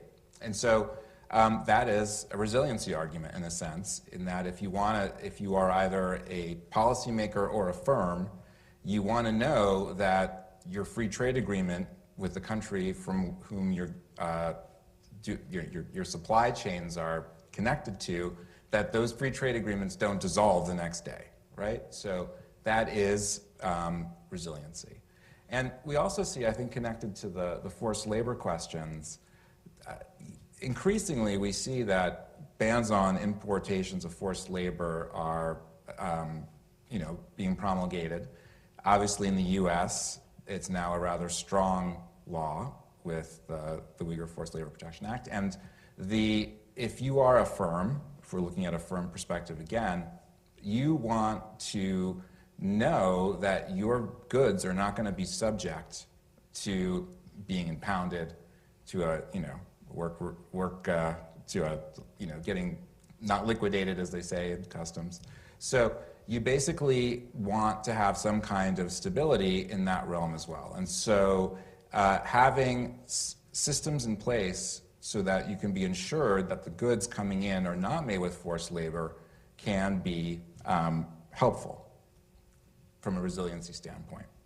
I could go with a few more, but I'll leave it there. We can continue the conversation if people are interested. But the basic idea is that I think if we shift over the conversation and put it in a resiliency framework, it actually could build up more support from both firms and from policy people. And so that's what this chapter was that Josh was referring to, is actually the beginning of a process for me, and also I think some of my colleagues at Rutgers, to start thinking about these issues and looking at the data and seeing how we can make connections. Can I, I'll give you the option of coming in on this, but you obviously sat on the other side negotiating USMCA. The Senator spoke earlier before about the very significant labour reform that's been going on in Mexico as well. I'd be interested if you have a perspective on the labour piece from where you sat and where you currently sit. Yes, absolutely. And first of all, Joshua, thank you very much to you and to Brookings for inviting me to participate in this important panel. It's a real pleasure to be here. Well, I mean, as was mentioned, I do believe that the labor provisions in the USMCA are the most advanced in any free trade agreement. I believe that's why the AFL-CIO and other unions in Mexico as well, supported the agreement fully. I mean, not only on the union democracy provisions, which are essential and that led to the rapid response mechanism, but also new worker rights protections that were not included in the original side agreements to the NAFTA. Much more detail on issues having to do with discrimination in the workplace, violence, obviously migrant worker protections, which are very important for Mexican population that works actively, especially in the agricultural sectors in the US and Canada. So these are strong provisions. They have teeth. We're talking about independent chapters subject to dispute settlement. And that's very important. It's a very big difference vis-a-vis where we were in the NAFTA. These are all very positive and noble objectives, and I believe it all comes down to enforcement. And by enforcement, I mean, of course, guaranteeing that each country is actually upholding the spirit of what the labor provisions are trying to accomplish, which is strong worker rights protections, making sure that when the governments accept cases, that these are accepted on the basis of merits and not political pressures. As you know, for many, many years, the debate within the NAFTA space was whether labor and environmental provisions will be used for protectionist purposes. I think we have moved beyond that discussion. I think we realize that labor and environmental provisions are integral to the proper implementation and functioning of trade agreements, especially for sustainable development in the long term. It is notable, however, that political pressures still exist, because if you look at the 6 cases that have been presented by the US versus Mexico, they all happen to be in the automotive sector. And this is not a coincidence. We know the push that the United Auto Workers and the workers in the unions in the auto sector, the weight specifically that they have in the US administration. So that's sort of par for the course, right? Obviously, we have hundreds of other sectors to be targeted, but we know that the automotive sector is in the lens of US unions. So that's going to continue to be the case. But as long as the US or Canada or Mexico, when they analyze cases and they present them to their counterparts, are basing that on the merits of the case, I think we have strong progress. Where can we go forward with this? I think that on the next frontier, as was mentioned in this panel as well, is the issue of forced labor and making sure that products derived from forced labor do not get into the supply chains in North America. And I think you have some tools. We have some tools within the USMCA and in the comprehensive review of the USMCA in 2026 that where we could advance on this issue. I think we need to advance towards a fuller regulatory convergence on the policies to prevent products from forced labor to enter into North America. And what I mean by this, have similar policies and enforcement mechanisms in the US, Canada, and Mexico. Mexico just recently published their measures, domestic regulations on preventing forced labor products from entering Mexico. I think they fall a bit short on the enforcement side, the mechanisms that will be in place to making sure that these things do not happen when products are coming into Mexico.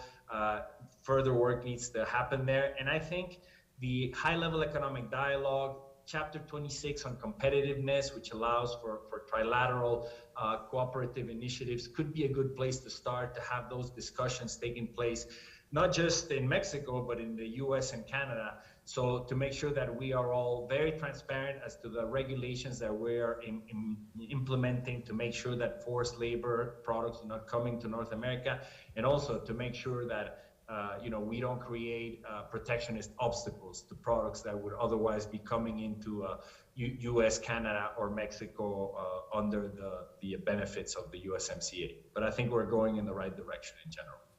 Thanks, Ken. Sylvia, I'm not sure if you want to come in on any of these points. No? You're on mute or? Sorry, just a very brief comment. Our experience in the dual education or the apprenticeship models is very revealing of the kind of security that you can give to the young that are entering the job market to understand better their rights and the kind of participation that they can achieve when they belong to a union and are sensitive to the kinds of rights and obligations. Building a culture of work very early on, especially for the adolescents and young adults that are entering the formal market, is going to be very relevant, as most of our youth enters informal markets still. So if we want more support and sustainability, if we want that, then it is important that we train early on our future workers in the formal sector that we expect to see in the near future. Yeah, thanks, Silvio. Santiago Levy did some great work for us around the challenges moving labour in and out of the formal and informal sectors in Mexico, and the challenges in reaching into the informal sector obviously is a big issue here. Let me just stick on this sort of theme and expand this out a little. This is picking up a little on a question that's come in from online, but I'm going to rephrase it a little to look a little bit beyond North America to also Central and South America. Catherine Tai, Ambassador Tai, and Secretary Blinken, I believe, launched the Partnership for the Americas a few weeks ago. There's a vision there to level up, I think, some of the standards that where the US already has trade agreements with some of these countries, some of them no trade agreements, but investment framework agreements and others, but there's going to be a process put in place. And ultimately, this is to bear fruit. It's probably going to be, again, part of a broader supply chain network, I would expect. I'd be interested in your perspectives on, on the education and labour piece, when one thinks about how does this work moving south of the Mexican border, how applicable are the USMCA standards on labour as much as for that part of the Americas, or what does it look like in a sense of bringing that part of the world up to those standards, and any other challenges or opportunities you might want to mention. Cathy, you're nodding your head, yeah. So let me turn to you. Just to put into context, I think what the administration is doing is not focusing so much on free trade agreements, but on building out these economic frameworks, one in the Indo-Pacific, one with Europe, the Trade Tech Council, and then one in Latin America known as APEP. And I would say with the one in Latin America, they're starting in countries that have free trade agreements, although we've seen some. I don't know, there's some business going on to Brazil. We'll see what happens with Brazil. And I think there's no market access. So that does present challenges to just replicate the rapid response mechanism. We actually are brainstorming what would it look like to have something that was binding, enforceable, and timely in a context where there is no market access to take away. So stay tuned for that. We have some ideas. The other thing I wanted to say, where I feel like the labor movement on USMCA, we were so focused on the rapid response mechanism, we actually didn't focus a lot on what is really important, which is the digital trade. And we just put out a piece on worker-centered digital trade because we think increasingly, because we don't have national regulatory policy on digital, a lot of it's being put into trade policy kind of through a back door that most of civil society and the labor movement weren't focused on. So I think trying to figure out what does it mean when it's digital to have labor enforcement. We see workers, in Kenya who are being impacted by having to clean up social media platforms. Lots of questions. We are actually in experimental mode of what a new rapid response mechanism like model would be, and we look forward to sharing that with you. Great, thank you. Kevin, if you want to, come on. No, you're good? Yeah, okay. I'm good. Ken or Sylvia, do you want to, any observations about thinking south of the border? Your Sure. border, that is. That's right. From the technological and vocational education sector, what is going on in Latin America, but most of the Latin American countries, is a discussion on the kinds of standards that we could use for certification purposes. That I think is going to be very fruitful as we move towards the definition of from the definition of national standards to a common set of competencies that will be needed in the emerging markets. Now, that implies large-scale training and to prepare for a certification process that will be national, of course, but that eventually may give may lead to a mutually recognized certification of those competencies. That massive training is feasible, and there's very interesting progress if we utilize technology. The metaverse and the combination with the cutting edge chat boxes, it makes a very powerful and instrument to prepare for this certification processes. So what I'm saying is that Latin America and the Caribbean base have ongoing discussions along the same lines.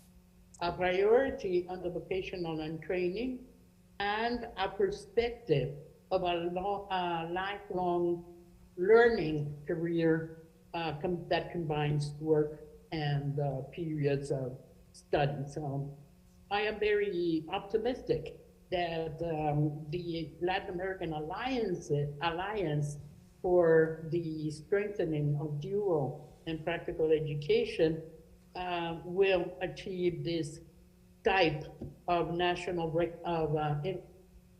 regional recognition of some companies, some standards and competency. Thanks, Sylvia. Ken, any comments on this question? Ken, starting with you, one of the issues that hasn't come up today but does get explored a bit in the report is the importance of energy for North American supply chains, clean energy, which is obviously going to get a huge push in the US, but also is on a similar trajectory in Canada, but is actually on a divergent track somewhat in Mexico because of the current administration's approach. I'd like to ask you how you see the energy sector piece impacting the opportunities that are on the table when it comes to supply chains across North America, and what do you see happening? Absolutely. Thank you very much, Joshua. Well, when we talk about strengthening supply chains everywhere, but especially in North America, reliable access to energy from renewable sources specifically is essential. Because companies nowadays, when they make a decision where to invest, are taking into consideration many aspects. It's no longer the old tale of just looking for the cheapest wages where to invest. That's not the case anymore. And besides the fact, Mexico is no longer just a low-wage country. There's many countries in the world that offer lower wages, and Mexico is making a big effort to continually, as Senator Ruiz Massieu was mentioning, making labor reforms that allow for better organization for workers, ability of collective bargaining tools to be able to improve the wages in Mexico. The name of the game today is, without a doubt, for international companies, whether they will be able, in their production processes, to reduce their carbon footprint. Because let's face it, carbon border taxes are around the corner, specifically in developed nations. And this will severely impact Mexico's competitive advantage if we don't transition to renewables at the same pace as our USMCA neighbors. I mean, one of the things that we're seeing is a lot of investment coming into Mexico, almost $35 billion in FDI last year, which is similar to what we were receiving at the end of the last administration here in Mexico. But the truth of the matter is that because of the certainty, long-term certainty of USMCA, because of the nearshoring phenomenon, which is real, I mean, these numbers over the next decade should reach easily $45 or $50 billion per year if we do the right things domestically. And there are many things in terms of industrial development strategies, educational strategies, upskilling, reskilling of the workforce, etc., investment in R&D. But one key piece in this is to have the ability to provide reliable access to energy and from renewable sources to companies. I think an important element here in terms of recommendations as to how to go forward and really be able to turn these intentions of the leaders in the latest leader summit that took place in January to build a North American platform for advanced manufacturing, to turn that into reality. I think for starters, on energy at least, we have to resolve this looming dispute on energy, these consultations that have gone on forever with the US and with Canada. And there has to be the realization in Mexico that going back to a model where you try to simply strengthen state monopolies and discriminate against private participation in energy, in power production, in oil and gas is just not going to work for the needs of the 21st century. So resolving that dispute is essential. I think another element where we can work actively is by really trying to transition towards renewable energies in a way that is similar in all three countries. So I think it's a good start, the fact that the US got back to the Paris Agreement, that Mexico and Canada are part of that. But we really need to work on the transparency of the regulation in Mexico, getting back to the objectives of what was our energy reform in the year 2013, which is making sure that we open up areas of the energy sector to both domestic private investment in Mexico and to our trading partners, and therefore bring in technology and investment in renewables. There are a lot of opportunities in solar, in wind energy, in the not so distant future for green hydrogen. So there are a lot of areas where Mexico can become a leader worldwide, but we really need to have those changes in domestic policies and at the same time continue to work within the USMCA space to have a cooperation between energy regulators to be able to ensure that access to renewable energy will be available in Mexico. And that will definitely launch a new era, I think, of FDI attraction into our country. But I don't think anything's going to happen within the next 2 years. We're talking about, you know, the end of this administration for that to actually be able to take place in our country, I believe. Yep. No, thank you for that. We're going to run a couple minutes past 3 because we started a few minutes late. But I just want to ask, is there any Q&A in the audience at this point? So I'm going to turn now to, I'm just going to turn to the final question to the panelists, which I sort of flagged earlier, which is what more can we do or what are we missing, whether it's in the context of USMCA or beyond USMCA, that would, you know, whether it's amongst governments, amongst civil society, amongst business, that would advance the objective of building more integrated, secure and resilient supply chains. I'll just run down the panel. Cathy, starting with you. Sure, great. And I think given all of the issue areas that we've covered and ending on the important discussion of clean energy, and we just heard a big announcement today about a major electric vehicle company entering into Mexico, we have to deal with that issue. And I would say something that is missing is, you know, we have CEOs doing their meetings. We don't have anything that brings everyone together. And I would just say in countries where there is stability and they're able to deal with change really easily, they have something called social dialogue. Let's bring labor, let's bring business and governments to the table to actually figure out some of these clean energy discussions, the apprenticeship conversation that we just had today, effective labor implementation. We do it in silos. We each have our, you know, we'll go to the Biden administration, the CEOs will go to the Biden administration. Let's figure out an agenda. We're doing that with the Trade Tech Council. We've created a transatlantic labor dialogue. I think we could do a North American dialogue that brings together those groups to really try to solve some of these challenging issues and move it forward. That's what this is about, USMCA moving forward, and you know, we're committed to it. Great, thank you. Kevin. Yeah, I don't have any magic bullets, but I would focus on something that we have to remember, which is that the case for trade, while it's a done deal in policy circles and I guess in these walls, it's definitely not, the case has not been made for most regular citizens. And so if that case is going to be made, we have to really think carefully about how we make the case in a way that also responds to people's concerns and values. I think the unfair competition idea, which has been out there for a long time, that framework is really problematic. In fact, it's built into our trade agreements. It got us into trouble in the case that we lost with Guatemala, and I think that we need to begin a process of thinking about how we can convince everyday people that trade works for them and also works for their neighbor, because that's why most people are skeptical of trade. They think it hurts their neighbor, not themselves. Sylvia. Right. I couldn't agree more with Cathy on the relevance of social dialogue. And I think that it is more productive to have those interactions when you have a specific project, like the one that I report that involved Skyworks, this company that is expanding its operations in a municipality in Baja California.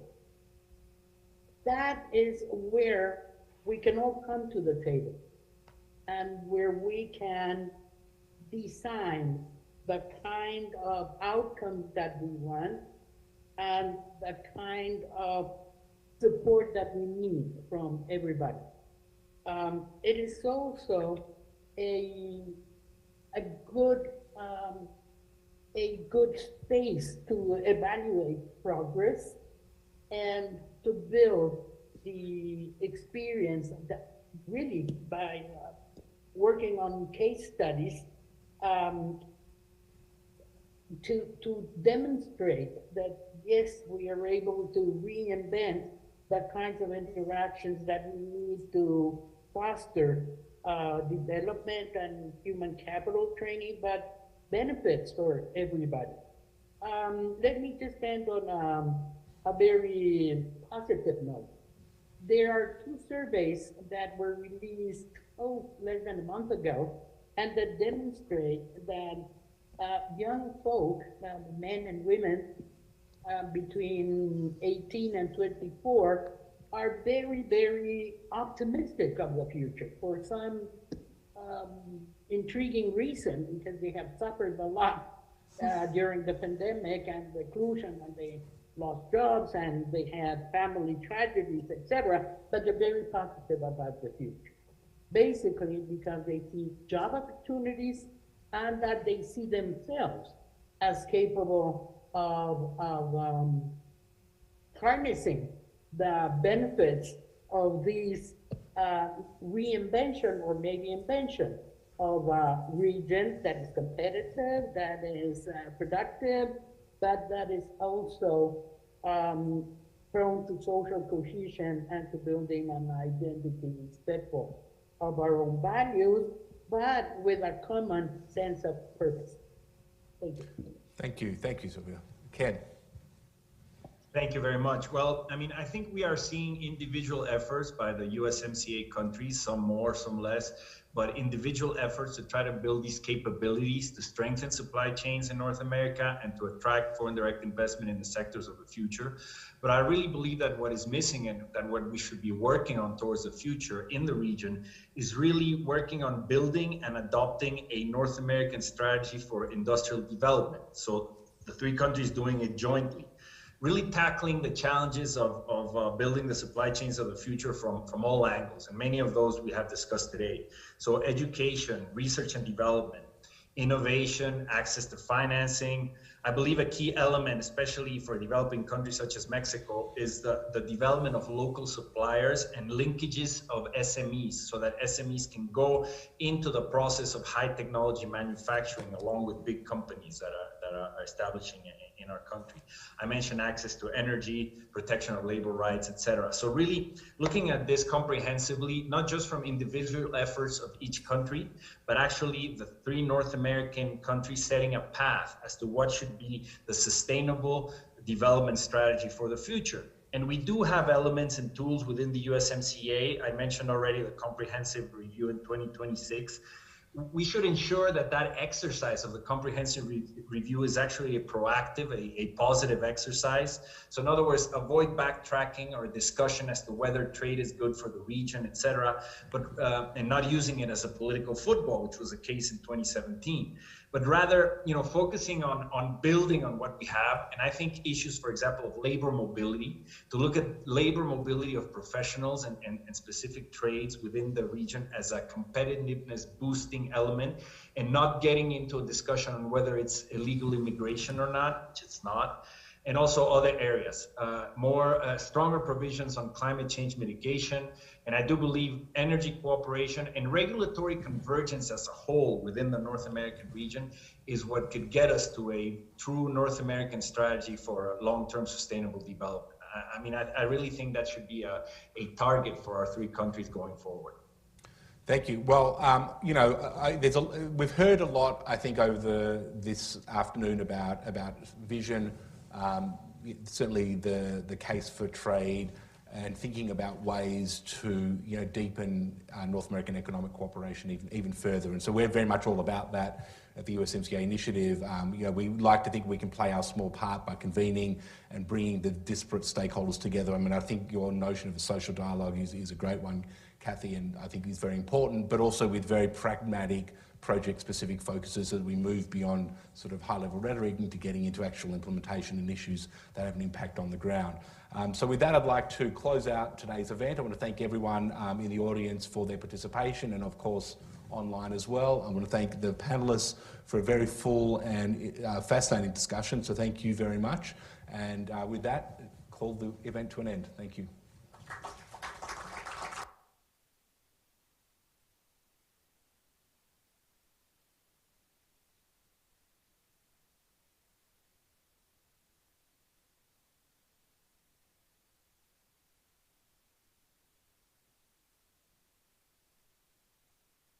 Good morning, everyone. A very warm welcome to all of you joining us today. My name is Diana Fu. I'm a non-resident senior fellow in the John L. Thornton China Center here at Brookings, as well as an associate professor of Chinese politics at the University of Toronto. On behalf of my colleagues in the Brookings China Center, I'm just thrilled to welcome all of you to today's very timely and important event. I am told we have an almost unprecedented number of participants joining, which just speaks to the prominence of our panelists as well as to the timeliness of this discussion. Over the past 40 years, since the country opened to the world, China has been increasingly powerful, both domestically as well as internationally. China has debunked the modernization theory. Contrary to predictions, China's economic liberalization has not ushered in political liberalization. And recent geopolitical, ideological, and economic clashes between the US and China have led to talk of a Cold War 2.0. So today's event features 4 distinguished authors of new books focusing on the historical, political, and economic elements that shape the current state of US-China relationship. And all 4 books are available via Brookings Bookstore online. We will be discussing a number of topics, including what are the factors that have led to China's drastic transformation? What are the current domestic and external challenges? What is the state and future of US-China relations? And of course, we will try to get to balloons and other aerial objects that may be on everybody's minds. So please join me in welcoming our distinguished panelists in alphabetical order. First, we have Chris Marcus, who is the Sidney Professor of Chinese Management at the Judge Business School at the University of Cambridge. His book, Mao and Markets, The Communist Roots of Chinese Enterprise, assesses how China's economic success continues to be shaped by the communist ideology of Chairman Mao. We are also joined by Steve Roach, who is a senior fellow at the Jackson Institute for Global Affairs at Yale University. He is author of the book, America, China, and the Clash of False Narratives.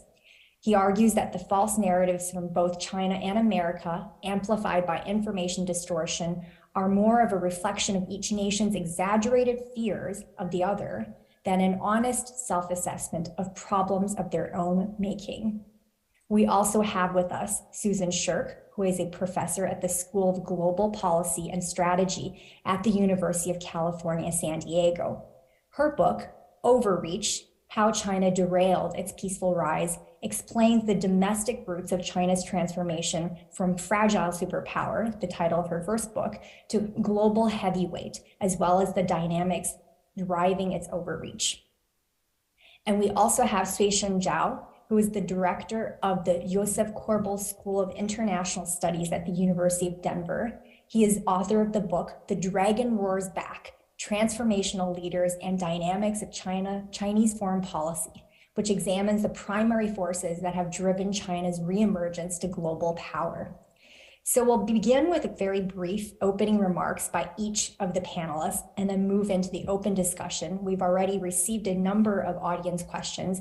If you have questions in the meantime, please email it to events@brookings.edu. And you can also join the conversation on Twitter at #RethinkingChina. So without further ado, it is now time to turn to our panelists. So I have a question for all four of you. All four of you suggest a different way of thinking about China's trajectory as a rising power.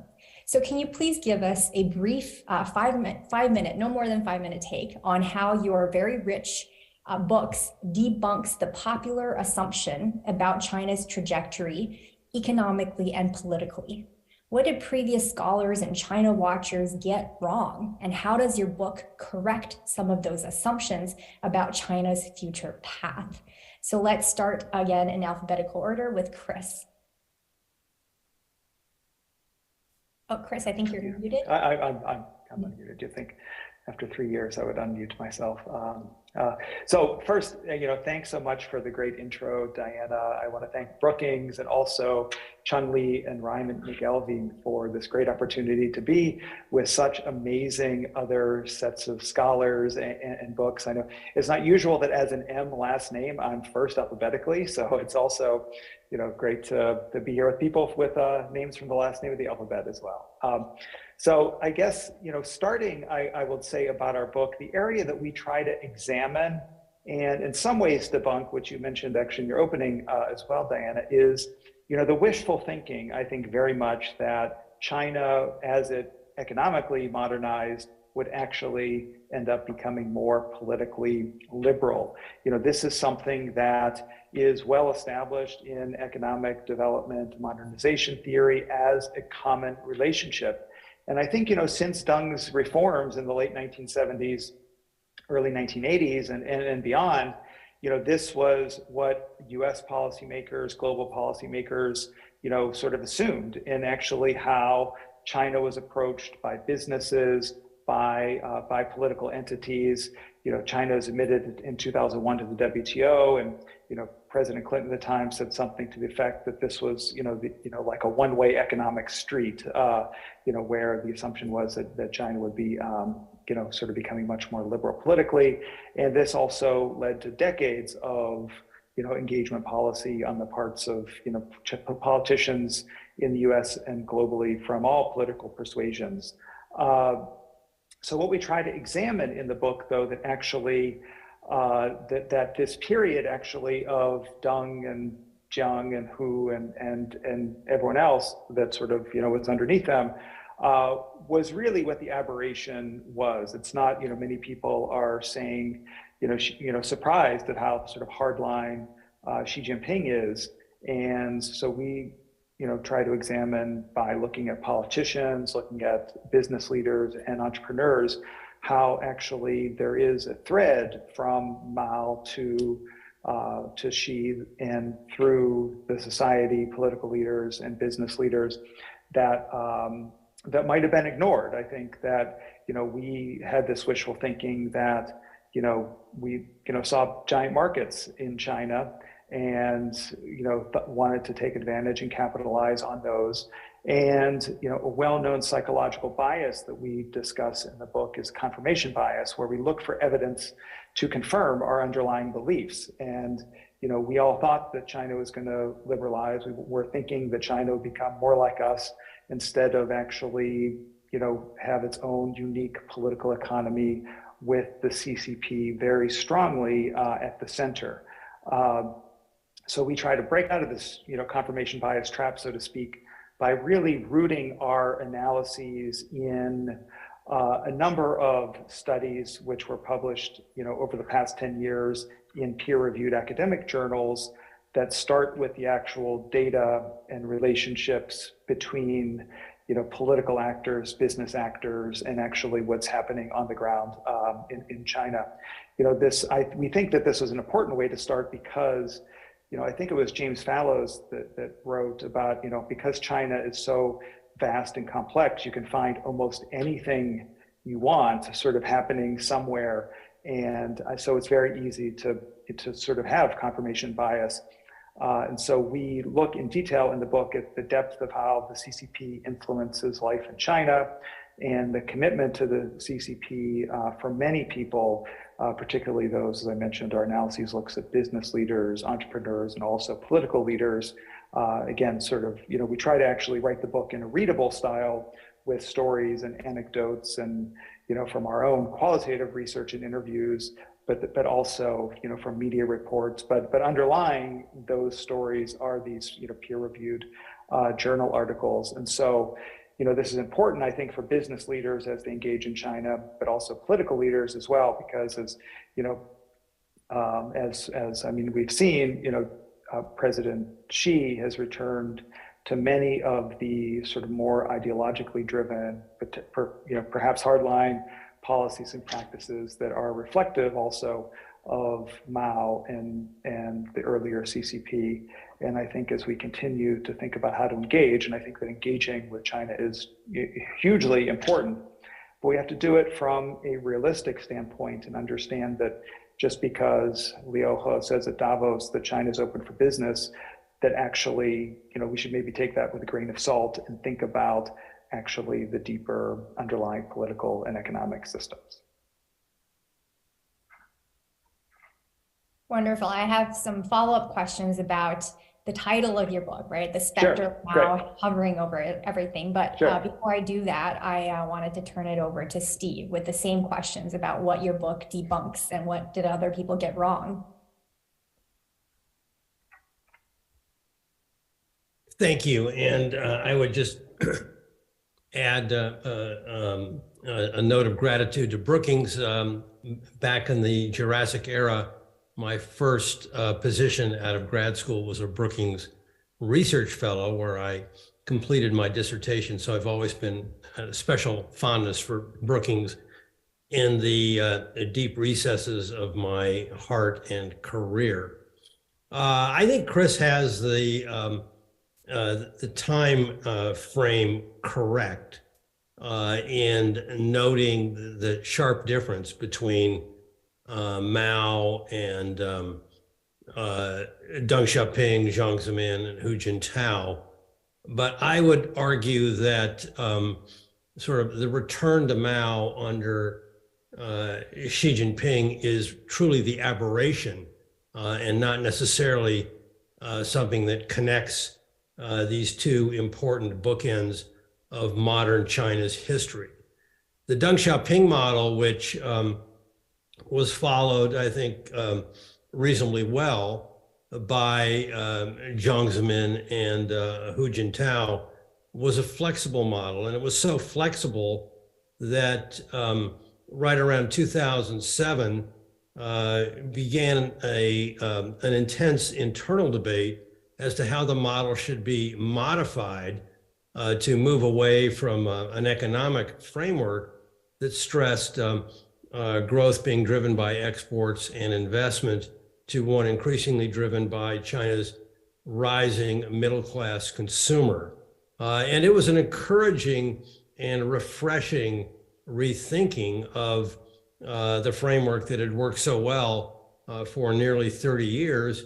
And Xi Jinping has basically backtracked on all aspects, or I shouldn't say all, but most aspects of that transition, shifting power back to state-owned enterprises and their low productivity bias, which is really problematic given the rapid aging of the working age population, or the population in general in China, and the decline of the working age population that's now been evident for 8 years.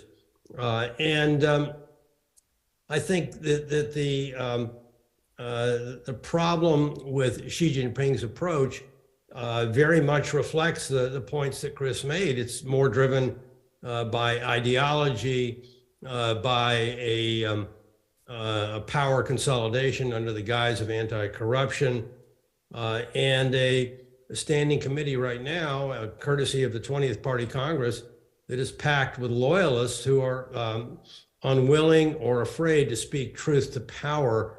And so that ensnares China deeper and deeper in conflict with others, most notably the United States.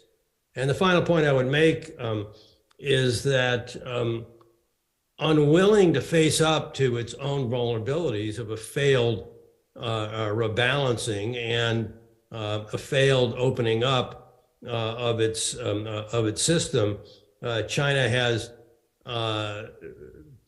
turned to scapegoating the U.S.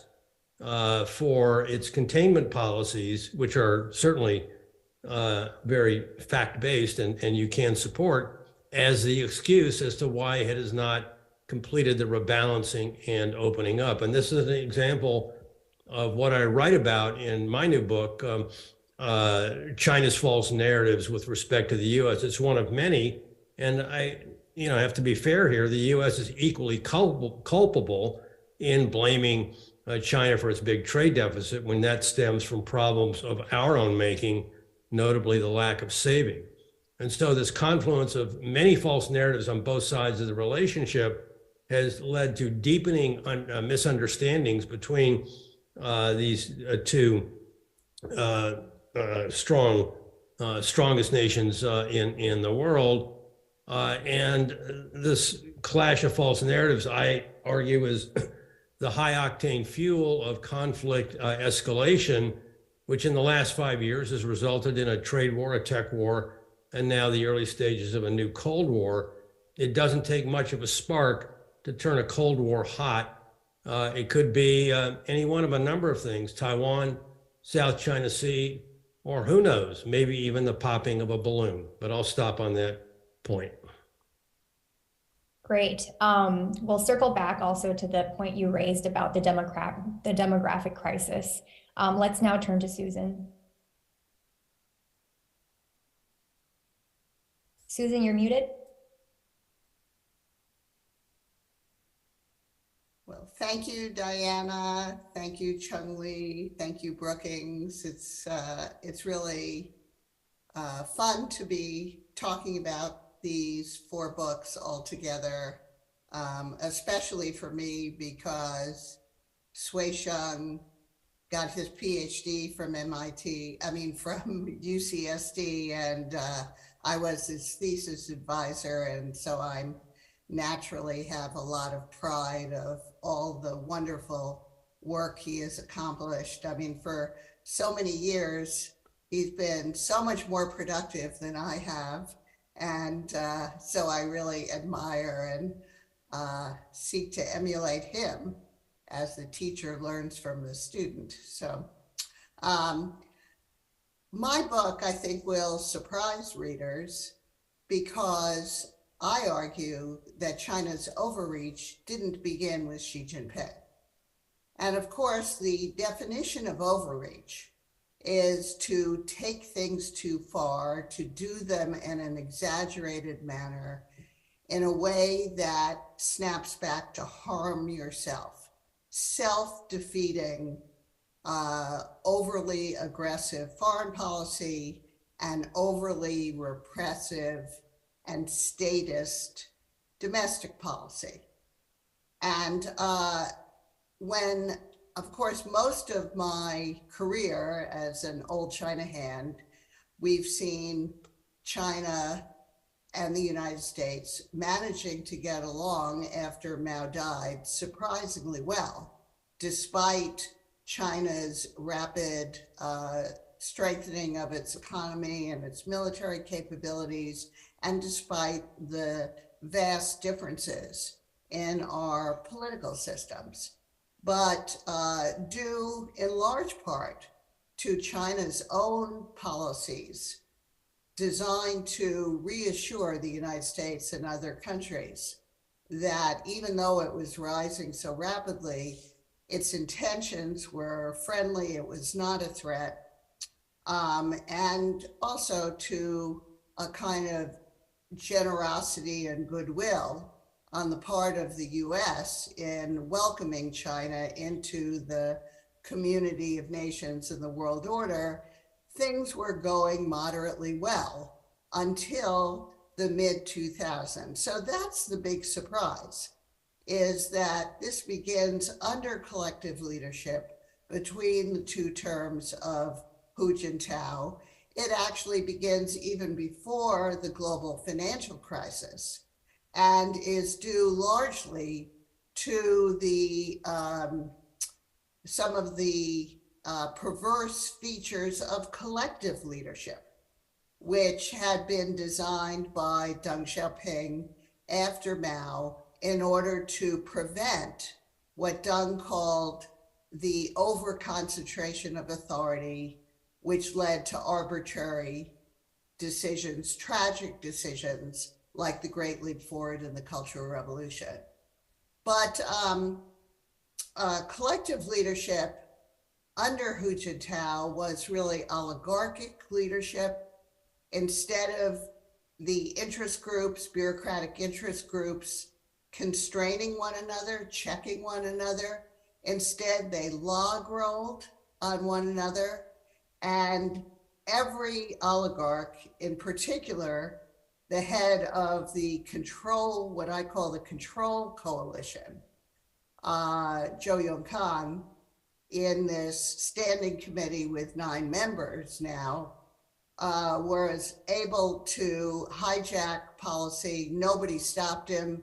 Hu Jintao didn't stop him.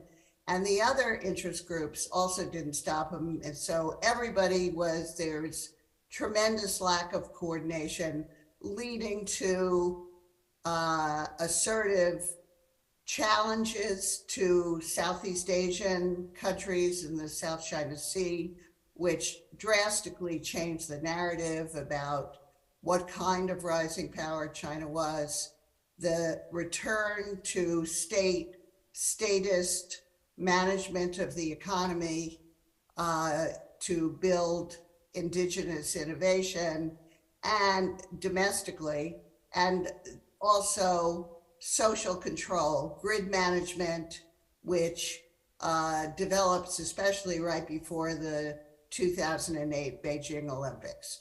So it's a story in which nothing about this was inevitable.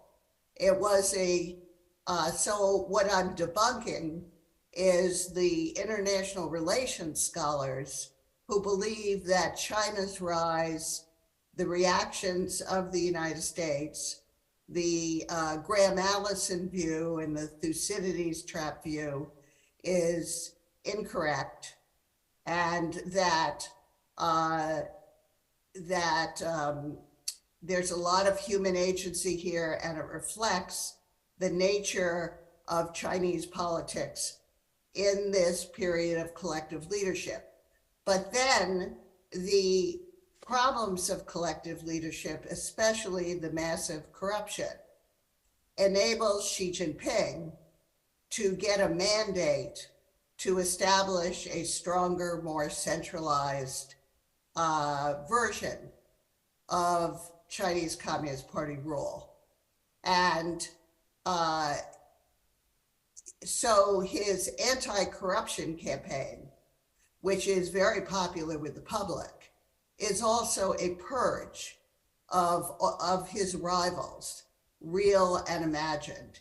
And this purge, which continues to present day and has become something of a permanent purge, such as described by Zbigniew Brzezinski about the Soviet Union, has really so intimidated and created a climate of fear in Chinese officialdom that what it means is that in order to survive and preserve their own careers, you get a very different overreach dynamic here, which officials jump on the bandwagon behind Xi Jinping's policies, many of which are arbitrary and policy mistakes that are harmful to China.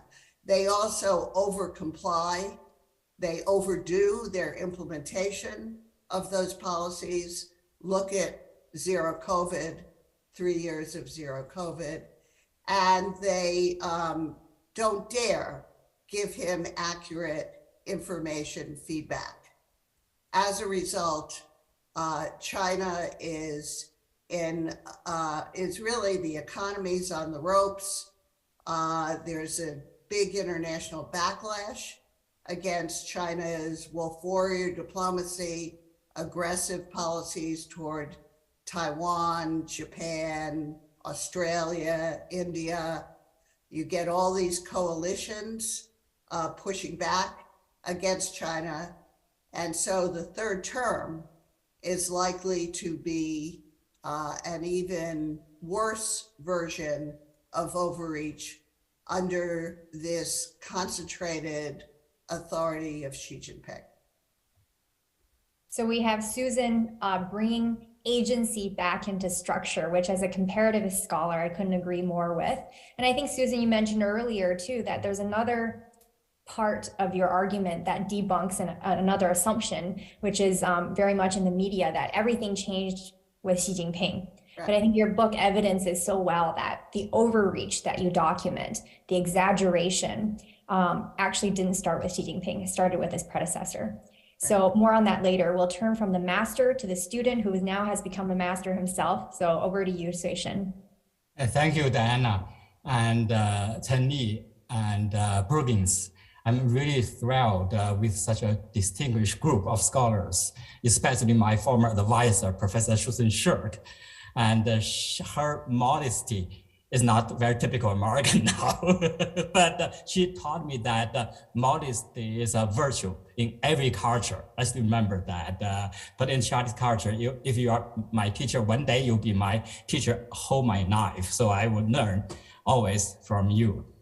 And so among the 4 books, 2 books are on domestic trajectory of China's rise. Two are on China's rise on a global stage. So my book tracks the trajectory of China's rise on the global stage, and also tries to understand what are the driving forces behind this rise. Structural realism and regime type theory have been used most often to explain China's rise, which almost become conventional wisdoms. Structural realism argues that when China expands its power, its ambition expands. So China's rise is somehow like a linear process going with its rise of power. But this cannot explain many turns and twists of the PRC foreign policy behavior in the last 70 years. During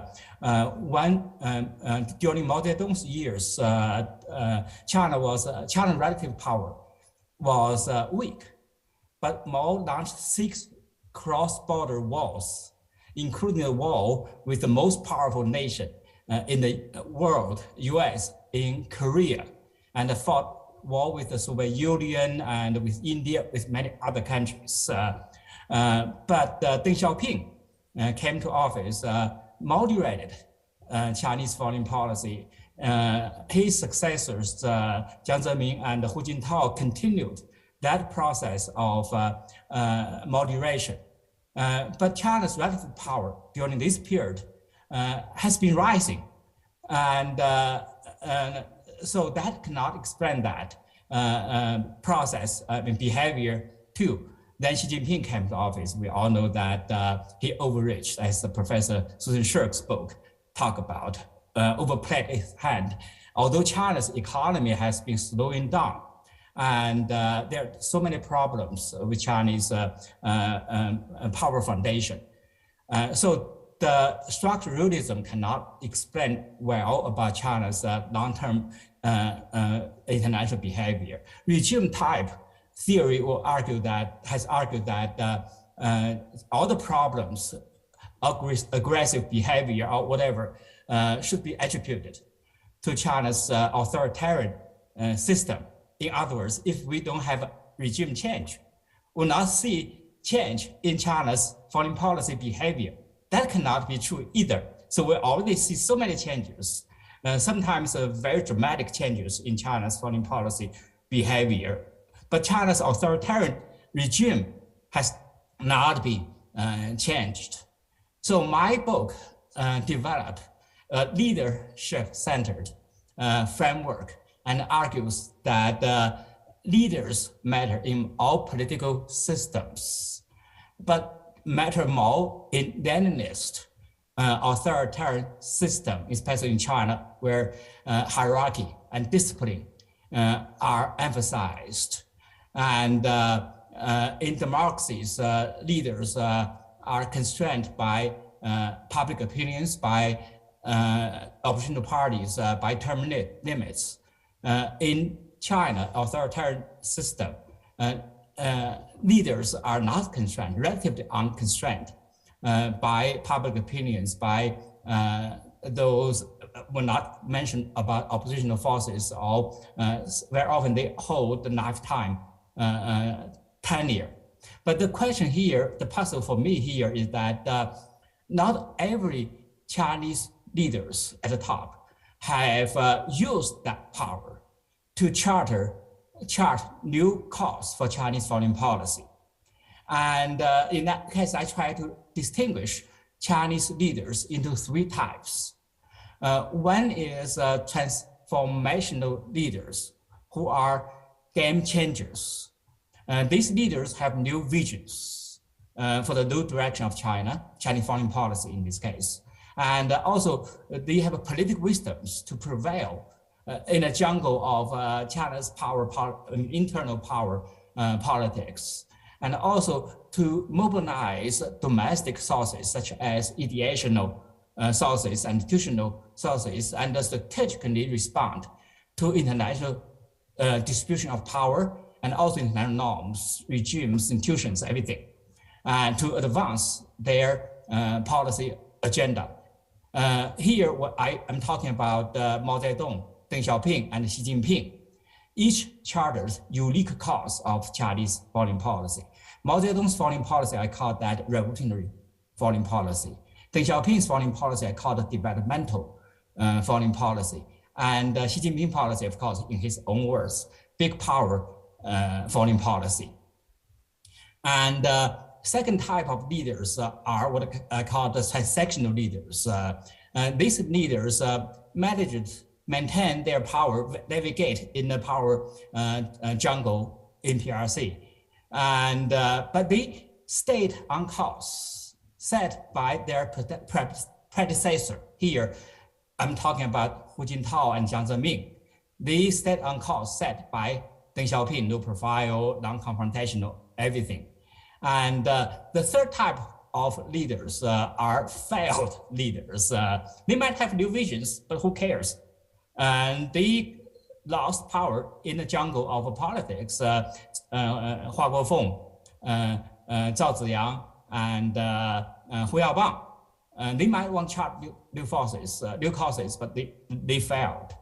And so my book tries to document how these focused on the three transformational leaders, and document how their visions, their political wisdoms, and their domestic and international operations have met them to set new course for China. The focus is on Xi Jinping. Here, I really learned so much from my former advisor. Xi Jinping really has been overreached, and how he has been overreached by his perceived vision, and also by his political behavior domestically and internationally. Wonderful. So since we talked quite a bit already about from more of a theoretical and conceptual standpoint, I want to turn to what many in our audience must be wondering, which is what to do. So I want to skip to a question that I was going to save for later, but I want to do it right now. A common theme that runs through all these books is that of correcting the path that the US and China are on now, which seems to be one of competition, conflict, misunderstanding, overreach. And I think this is most evident in Susan and Steve's books, which both reference a Cold War 2.0 between the US and China. So Susan, you've argued for Xi to curb his overreach, and you advise in your book, among many recommendations, to open dialogue with Taiwan and to close the internment camps in Xinjiang, among other suggestions, in order to temper what you see as this overreach. Can you tell us a little bit more about how you arrived at those advice, and what would be the channels to communicate this message to Xi, given decoupling and unwillingness on both sides to really listen to each other? So over to you, Susan, and then we'll turn to Steve. Oh, you're muted again, Susan. Yeah. Thank you, Diana. As you point out, my book is primarily an analysis based on a lot of interviewing and documents on how Chinese domestic politics shapes its foreign policy as well as its domestic policies. And it's not really a policy book, but the last chapter does give advice to both Beijing and Washington on how to stabilize relations and prevent the Cold War from turning into even worse, a hot war. My advice to China is I have no good suggestions about channels to make sure that this advice gets to Xi Jinping. Obviously, we should translate my book and make sure that Xi Jinping reads the last chapter. But actually, I wrote the book with a Chinese audience in mind, because I did want people in China to think about that nothing that's happened so far is inevitable, that it's a matter of the political choices of political figures, and that they could change their policies. And so I think and you look at the past precedent on the Chinese side, you look at how Hu Jintao protected the effort to integrate Taiwan and prevent Taiwan independence through a kind of more peaceful economic integration strategy. It's very interesting. And remember who was the person working for Hu Jintao who carried out that very effective integration and diplomacy. It was Wang Yi, who now under Xi Jinping is sort of your number one wolf warrior diplomat. So that shows us how there are possibilities for the future should China moderate its policy. On the US side, I make the case that what we need to do is test whether or not the Xi Jinping concentrated, personalistic, dictatorial system is capable of moderating policy once the costs of its overreach have become so evident, especially on the economic side and the coalitions to balance against China internationally. And of course, now even protests over the extremes of zero COVID. So, and that's why I really was hopeful about the Blinken visit as the start of a process of trying to engage in give and take, a process of diplomacy that includes sanctions, includes sticks, as well as carrots, but integrated in a process of diplomacy, not overreacting by just whacking them with sanctions without a strategy of how to use those sanctions to try to induce moderation and change in Chinese behavior. So Steve, I think you also have a very people-centered argument. And I like what you said to me earlier about, relationship problems require relations getting worked on. So could you tell us a bit more about what you argue in your book in moving from codependency to interdependence? And you mentioned suggestions including a bilateral investment treaty and the establishment of US-China Secretariat. You basically propose all of these relational mechanisms that need to be set up, but also structures and institutions to facilitate those kinds of relational dialogues. Could you tell us a bit about why those are your proposals, and given the complexities of politics on the DC side, how you think any of this would be feasible? Well, thank you, Diana. Just to pick up on that, the relationship aspect of this is absolutely critical to this book and its proposed framework of conflict resolution. Contrary to what you pick up in every American newspaper every day, the U.S. does not have a China problem. China does not have an American problem. Together, we have a problem in managing the relationship between us. So how do you implement these proposals that you just enumerated, the bilateral investment treaty or a new secretariat-like organization? The obvious thing that's missing from that equation is to move from distrust to trust. There is no trust at all between the United States and China right now, none. Can you name one sitting member of the U.S. House of Representatives or the United States Senate who is in favor of re-engagement in any form with China right now?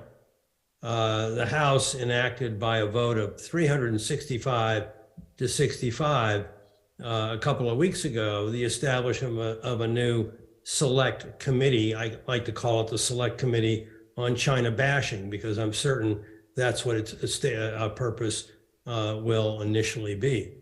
So on trust, I think there's some low-hanging fruit and there's some tough issues that can be done. The low-hanging fruit that could be picked is reopening closed consulates in both nations, in relaxing visa requirements, in restarting foreign exchange student programs between the two nations that have been so important over a long period of time. Tougher to do, but equally essential, is in relaxing serious constraints that have now been placed on the operation of NGOs. And then the big issues that are critically important in trust building, climate change, health, especially in a pandemic, and of course, cybersecurity. If we begin to make progress on trust, and I just stress the word begin, then we can do the other two issues that I talk about explicitly in my book that are more framework issues, a bilateral investment treaty where the negotiations were 95% of the way done prior to the election of Donald Trump. These lower investment barriers and are pro-growth much more effective than trying to implement zero-sum agreements focused on bilateral deficit reduction that do nothing for either country. And then finally, the institutional proposal that I'm actually most excited about is the establishment of a full-time U.S.-China Secretariat, which really alters the architecture of engagement between the two nations. It used to be focused on, once or twice a year annual strategic and economic dialogues, which basically accomplished very little over a long period of time. And now, we have meetings either by Zoom or, the Bali 3.5-hour summit between leaders, and we were hoping but didn't get, the Blinken follow-up mission this past weekend. That's not the way to engage our major adversary in the world of geostrategic power. A secretariat located in a neutral venue, call it Switzerland, would work full-time, 24/7 on all aspects of the engagement, from economics and trade to innovation, policy and technology transfer, to subsidies of state-sponsored activities, to, yes, climate, health, cyber, and even human rights. It would have a convening power to bring in experts from around the world to deal with thorny problems like COVID, and it would have a compliance and dispute resolution mechanism to manage existing and new agreements. The plan is not perfect, but I'd certainly welcome any better ideas from any of my three colleagues on this call today. Great, and I see a common thread between yourself and Susan in that posing or framing the bilateral relationship as really a collective action problem to be solved on both sides.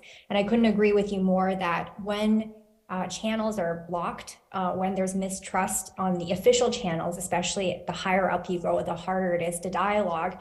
There can be and should be people-to-people exchange, such as the different types that you mentioned between businesses, between NGOs, between students.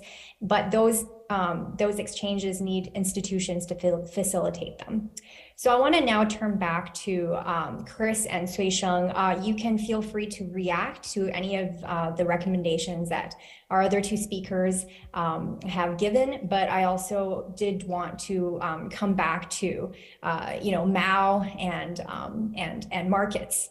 So I had a question for Christopher. For Chris, you provocatively link Mao to markets, and you essentially argue, I mean, this is my words, but you argue that Mao's specter has been essentially hovering over China's market logic for decades, and that importantly, that China's economic success was precisely due to this continued influence of Maoist ideologies rather than being constrained by it.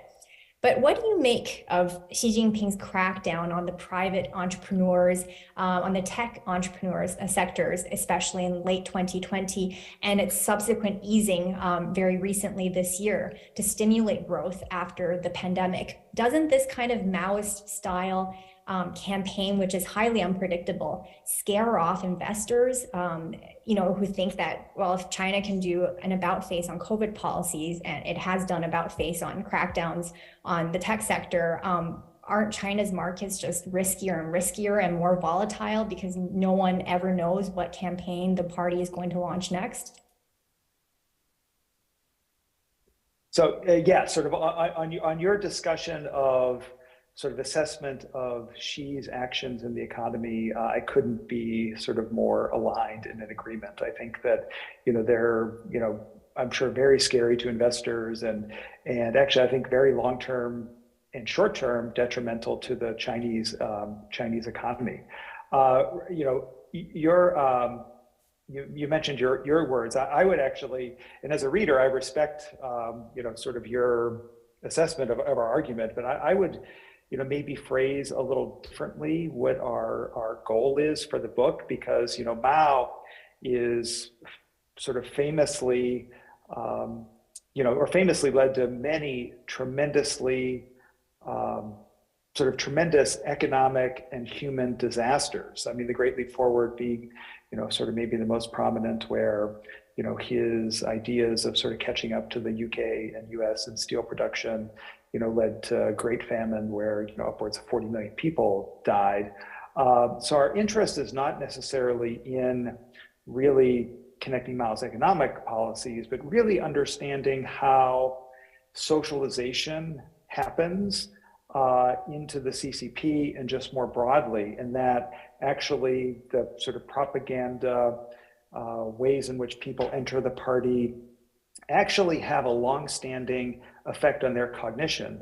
And this is something where there's lots of social science research on this topic. And so, it's a lot of areas where we actually examine the things that either entrepreneurs or politicians actually do are actually against their economic interests, against the growth of actually the the sort of city that the politician's in, or actually the business that's run. So I think we think we in the West talk to leaders in China, and they say sort of wink wink nudge, we don't actually, all this sort of Maoist rhetoric we may not believe, but actually because of the socialization process, what we find is that actually those feelings sort of run very deep. And so I do think that the sort of neo-Maoist moves that you mentioned, and sort of the backtracking and 180s on the tech industry and on COVID and all this stuff, I think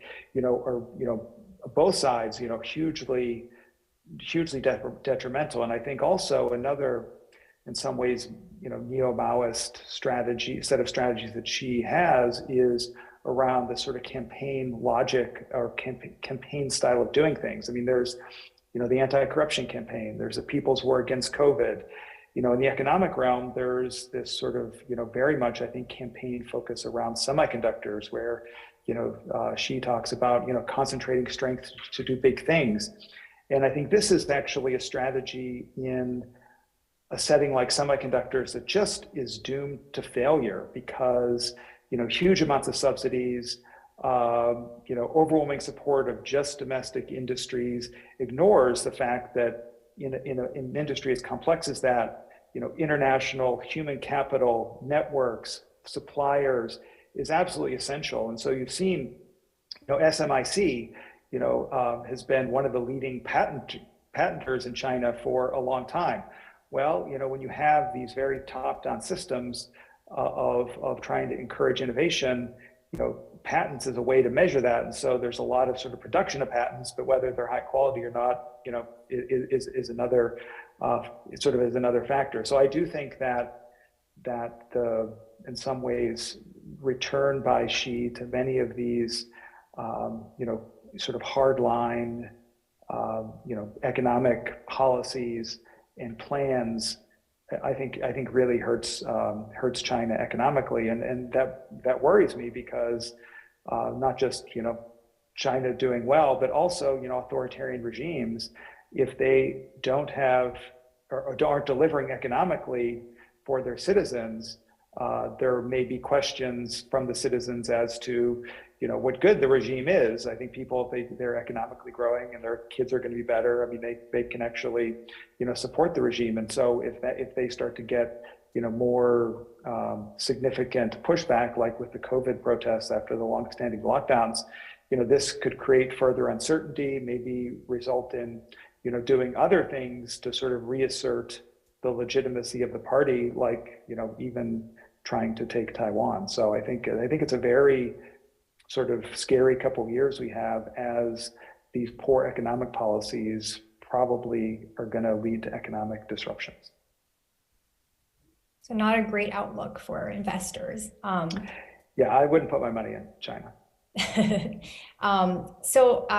Sui Sheng, I wanted to come back to your leadership trajectories. And you mentioned that you sort of put Mao and Deng and Xi on the same pedestal as chief architects or transformational leaders. And so what do you think, and you mentioned that, while Mao was a revolutionary transformation leader, Deng was a developmentalist transformation leader, Xi is a great powers transformational leaders. Can you talk a little bit more about what distinguishes Xi from his two predecessors?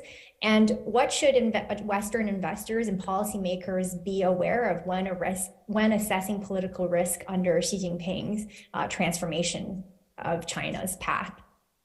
All the three leaders are the most powerful leaders in the PRC history, and all, as you said, architects of a new course for China domestically and internationally. And but the question here people ask is, who is more powerful among all the three? I would argue that Xi is more powerful than all others because he has not only consolidated his power quickly, and he has also eliminated all the factional potential rivals and placed his lawyers in their places. In fact, he has upset upset a long-standing practice of internal power balance at the top level of Chinese leaders. Mao was balanced by his revolutionary comrades, Liu Shaoqi and some others. Deng Xiaoping was balanced by Chen Yun, and Jiang Zemin was balanced by Deng Xiaoping, and Hu Jintao was balanced by Jiang Zemin. But who is now balancing Xi Jinping? I don't see any. So Xi Jinping is running the country now without the clear rival. So he has not become a Mao Zedong in terms of power concentration, has also changed the Deng Xiaoping, Hu Jintao, Jiang Zemin's so-called collective leadership, consensus building policy making practice. And he has really become the most powerful leader in China. So using his power, he has carried out a fundamental policy reorientation, foreign policy reorientation of China becomes, he abandoned clearly Deng Xiaoping's low-profile foreign policy, changed Deng Xiaoping, Hu Jintao, Jiang Zemin's featured developmental modesty, for sure. Then he advocates the so-called big power foreign policy. What is big power foreign policy? Proactively shape international environment rather than react to it. So he has made a lot of new initiatives, much more than anyone else in the PRC history. And also he has advocated this really confrontational foreign policy direction, fighting spirit, 斗争精神, and set red lines, have a 底线思维, baseline thinking, tries to defend so-called core national interests, which is core national interests, is the bottom line of national survival. You cannot negotiate, you cannot compromise. So he will, for me, it's something, he will not conduct diplomacy. He's fighting using the military. We don't need the foreign ministry, as Susan Shirk said, Wang Yi, those people, we don't need them. We need only those military officers to fight for the islands, to build those islands in South China Sea. So he put a very big new face of China in international arena. Then the question here becomes, when he posed such a confrontational posture international, he has been met with unprecedented resistance, pushback against China, especially not only because of his assertive foreign policy, but also authoritarian domestic, repressive domestic policies. So in that case, Xi Jinping has become incredibly insecure. The insecurity now has characterized his psyche, his policy-making process. So what he has done in the last several years has elevated security to the level of development, parallel. If there's conflict between security and development, obviously he'll give up development, economic development for security. Here, when we say security, it's mostly from domestic lens, the regime security. In his own words, political security. So here relates to this insecurity, we have seen another very interesting development. That is, for the investors, that is his tolerance to risk, or risk tolerance has been increased against those economic pushback or economic costs. The COVID zero policy is a very typical example. 3 years, Chinese economy suffered so much. He will not change until the protests November took place. So the November protests threatened security. So that's why he changed his policy. So here we have the investors have to be aware of his policy priority for China today, not development. Even for the last couple weeks, we saw this so-called new development of economic emphasis. I don't know. Is tactical, long-term, fundamental, or just for temporary development. So his mind, regime security, so-called national security, is still the priority. So another risk, I think we have to be aware of that his power concentration, someone mentioned earlier, has also taken a huge risk for the policy making process. He is living in a bubble, just like Putin in a bubble to making decisions. Nobody around him will tell him honestly about the truth. And he lives in his own kind of environment, and everybody have been told him what he wants to listen. Everybody guess what is his mind, will tell him that. So in that context, he would make decisions, make unpredictable decisions from outside, or irrational decisions from outside. So he would lead China to some kind of decisions of adventure, of new return. That also relates to another, what I call the virtuous cycle. He made decisions which is wrong. And the consequence will be very serious. Then he wants to defend his mistake. He makes more mistakes. So China would come to a really vicious cycle in the next 5 years, or even not 10 years, or his lifetime if he's in power. So China has entered a very uncertain future. That's right. So we've got the sort of powder keg combination of perhaps the most powerful leader in Chinese history yet, along with one of the most insecure leaders. And those two combinations don't bode well.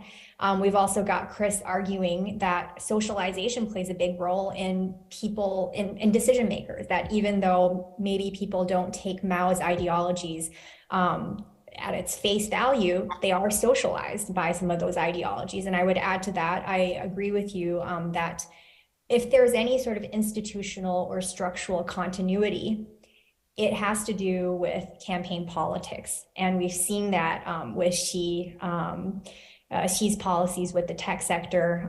We'll probably continue to see that. And campaign politics, I always tell my students, it's when you talk about China, you're not talking about policy making as much as you're talking about campaign politics. And campaign politics are very unpredictable and not great for predicting what's going to happen, not great for the stability that investors are looking for. So now I want to turn to audience questions. We've got a great many of them. I want to pick up on one that had been asked by a number of people ahead of time, which is about demographic changes. And I want to turn this question over to Steve, because you mentioned that in your opening remarks. Is China starting a demographic death spiral as an economic power? Because we know that the population is aging. That's why you see the CCP having moved fairly quickly from a long-standing one-child policy, then to the two-child, and then very quickly after that to three-child. And so it's obviously a problem, but is this going to be fixable in the short term? And how is that going to impact economics in the short term and long term? Well, as we've seen from the Japanese experience, which predates China's aging profile by about 20 to 25 years, it's very, very difficult to fix. But economics does prescribe a possibility that unfortunately China is failing to rise to meet, and that is when the working age population is contracting and is likely to do so in China for the next 20 to 25 years, despite these efforts to incentivize women to have more children. Even if they were to work, which is dubious, that would not have an impact on the working age population for at least 20 to 25 years. In the meantime, the only offset, the only option that economies have is to boost the growth rate of productivity to offset, in other words, to maintain a higher growth rate by extracting more incremental output from a shrinking population. Productivity is going the other way in China right now. For the last 10 years, total factor productivity has been declining significantly as Xi Jinping has shifted power to ossified, low productivity state-owned enterprises. And to the point that Chris has made, and I totally agree with it, by squeezing the high productivity private sector internet platform companies, that removes an important prop to productivity going forward. So, you know, it's the wrong solution for an aging society. One of China's leading demographers has often said the difference between China and Japan is that China is likely to get older before it gets rich, unlike Japan. And that's the truth. And I would just throw it back to Sui Sheng, who talked about, you know, the three categories of leaders. You know, I think the risk is you put Xi Jinping prematurely in the transformational category, you may end up putting him in your third category of a failed leader if he cannot deliver on the economic legitimacy that he has promised the people through the Chinese dream and all these other lofty, aspirational, soaring, rhetorical imagery that is framed his own political campaign to the Chinese people. He's got a growth problem. It's a serious one. It's not going to go away. It's going to be enduring. I say this as someone who's been an unabashed China optimist for 25 years. I am no longer of that optimistic view. Yeah, and just it's no surprise that you know, when you have a policy shift, in order to really boost childbirth, you got to give people incentives. And women are saying, especially women in the urban areas, are saying, we don't want to have more kids. Like, who wants to have more kids? It's very costly to raise kids in China, and there's not any sort of economic incentives to do so. So I want to then turn to Taiwan. And here I want to turn it over to Susan to answer this question, because you talk a lot about the importance of continued diplomacy, even when it's very, very difficult. So we have a question from the audience.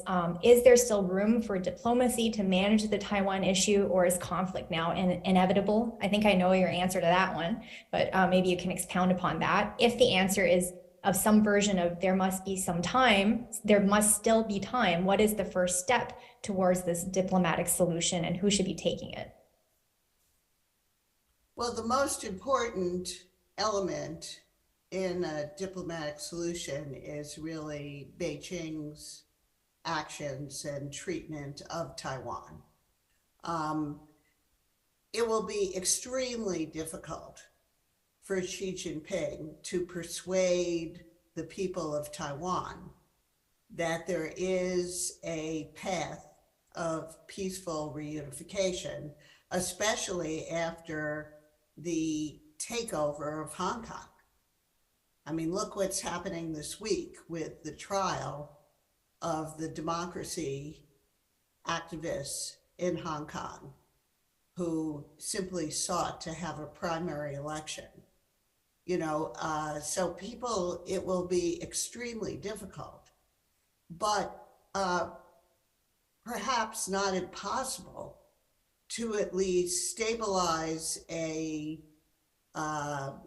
relationship between this island and the mainland, which is so close to it. I mean, if Taiwan were universally recognized as an sovereign independent country already, it would still be important for it to find a modus vivendi with this powerful government on the mainland. So, but instead of pursuing some kind of reassurance, at least talking to the DPP government in Taiwan, Xi Jinping has taken this more intimidating approach, aggressive approach. And that then has, even though the folks on Taiwan are not panicking at all about that, in the United States, American politicians are competing with one another to show how much they love Taiwan and how much they're going to put the United States to the defense of Taiwan. I am all in favor of strengthening deterrence, and I think it's an extremely positive development that Japan, as well as other countries, are seeing the preservation of Taiwan's autonomy and peace in the Taiwan Strait as important for their own security, and therefore strengthening, working with the United States to deter aggression from Beijing. But the actions by American politicians are really irresponsible, pursuing all sorts of symbolic gestures, including McCarthy visit, Pelosi visit, and it's even possible that they may introduce legislation to formally treat Taiwan as a sovereign state, which would be so provocative to Beijing that even the most restrained, responsible leader would find it very difficult not to react violently to such a move and threaten Taiwan. So it's a very, I urge people to look at the little report we did as part of the task force that I co-chair with Orville Schell. It's on the 21st Century China Center website. It's on the Asia Society website, which talks about how to preserve peace in the Taiwan Strait through a prudent set of policies by all three sides. It's a very important message, Susan. I wanted to turn it over, I think, to Chris. I wanted to ask about AI. How might recent and upcoming advancements in AI, you think, impact the bilateral relationship in areas such as business, military, law, education? And I'm asking you this because you're at a business school. Mike, Chris. Yeah. Thank you. I need to have AI actually, to take my mic off. So yeah, I first of all, I'm not in any way an expert on AI, but I mean, I think this is an area where China has really staked out an ambitious position, like many other areas. I think they were the first country with a national AI strategy in 2017. Some of the AI areas like facial recognition, I think are pretty, advanced. I've seen this in person, actually. I took students to China in 2019 and actually visited an AI company. We got to see their control room where they were monitoring, all kinds of people in different cities, and the students were astounded they would show this to us, and they were very, very proud of it. The book, I think it's Surveillance State, actually, though, discusses how maybe the sort of behind the scenes, the AI is not as advanced as that the government is actually portraying. So, I mean, that's an interesting, thing to think about. And I do think that, to my earlier point about innovation trajectories, that, a top-down, heavily subsidized model that is pushing for things like, patents, there ends up being a lot of corruption. The big fund in chips is an example of that. I mean, I think, innovations like ChatGPT are coming out of the US, where I think there is much more of a, sort of bottoms up entrepreneurial driven, innovation trajectory. And so I think, aside from facial recognition, which is, like Shuisheng said, security being really the paramount, that the U.S. I think is going to be in the leading position on AI for the foreseeable future. And as Xi continues to be really consolidated his power, this power over the economy, it's even less and less likely that China will become an AI superpower as Kai-Fu Lee said. Okay, so the US has nothing to worry about, or maybe not as much to worry about as one would anticipate in terms of AI competition, according to Chris. We'll see if that plays out. I wanted to turn it over, perhaps being our last question, to Sui Sheng, because this is really a question about, it's a big question about the state of the world situation, and it's linked to President Xi himself. So given Xi's about-face change on COVID, and I might add on a number of policies, is it possible that he will also reverse his position on foreign policy? Is it possible that we see an about-face or a turn from wolf warrior diplomacy to something else, panda diplomacy, I don't know what, to something else in the near future?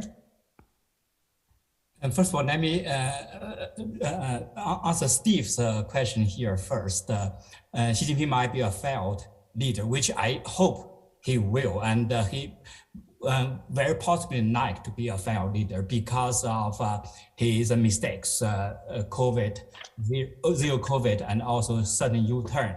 And he might make more mistakes. He has lost trust among those educated people in China.